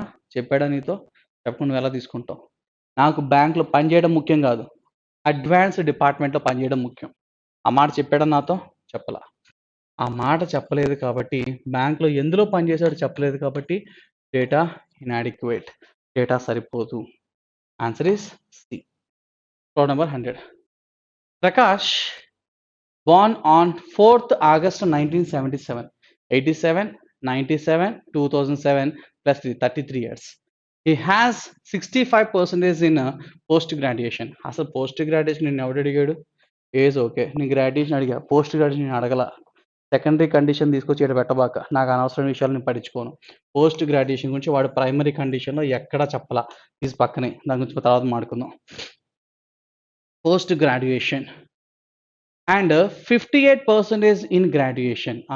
ఇది చూడగానే జనాలకు అస్సలు ఆగదిక. డిగ్రీలో 60 కావాలి, మనోడికి 58 వచ్చింది. కాబట్టి వాడు ఖచ్చితంగా ఇక్కడ సాటిస్ఫై చేయలేదు కాబట్టి, దాని సెకండరీ కండిషన్ ఉంది కాబట్టి ఆన్సర్ జీఎంకి రిఫర్ చేయరా అంటాడు. ఎందుకంత ఆత్రం? మిగతావి కూడా చదవాలి కదా! నేనేం చేస్తా? ఏజ్ వాడికి 29 ఏళ్ళు ఇస్తా. అయిపోయా. లేదా ఏజ్ ఆల్రెడీ ఇచ్చాడు కాబట్టి గ్రూప్ డిస్కషన్‌లో 40 కదా! 39 ఇస్తా. ఇప్పుడేం చేస్తా? రిజెక్ట్ చేసేయాలి. సో, మధ్యలో ఏదైనా జరగొచ్చు. లేపోతే అసలు ఇంటర్వ్యూ గురించి నేను క్వెషన్ ఎక్కడ మాట్లాడను. డిస్కషనే పెట్టను. ఇంటర్వ్యూ గురించి మాట్లాడను. అప్పుడేంటి? డేటా ఇనాడిక్వేట్. సో, ఆన్సర్ ఏదైనా జరగొచ్చు. ఎక్కడైనా మారొచ్చు. కాబట్టి క్వెషన్ మొత్తం చదవండి. అంతేగాని సొంత పెత్తనాలు చేసి గ్రాడ్యుయేషన్‌లో 60% కన్నా తక్కువుంది కాబట్టి డైరెక్ట్‌గా నేను జీఎం దగ్గర పంపిస్తా అంటే మార్కులు పోతాయి. మధ్యలో ఏదైనా జరగొచ్చు. చూడండి జాగ్రత్తగా. సో, పోస్ట్ గ్రాడ్యుయేషన్ గురించి ఇందాక ఎందుకు చెప్పా అంటే ఇప్పుడు అయినా నాకు అనవసరం. నాకు ఫస్ట్ ప్రైమరీ కండిషన్స్ అయిపోతేనే తర్వాత సెకండరీ కండిషన్‌కెళ్తా.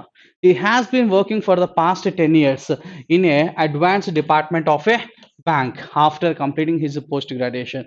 పోస్ట్ గ్రాడ్యుయేషన్ పూర్తయిన తర్వాత వాడు 10 సంవత్సరాలు బ్యాంక్ అడ్వాన్స్డ్ డిపార్ట్‌మెంట్‌లో పనిచేశాడు. అది మనకు కావాలి. నెక్స్ట్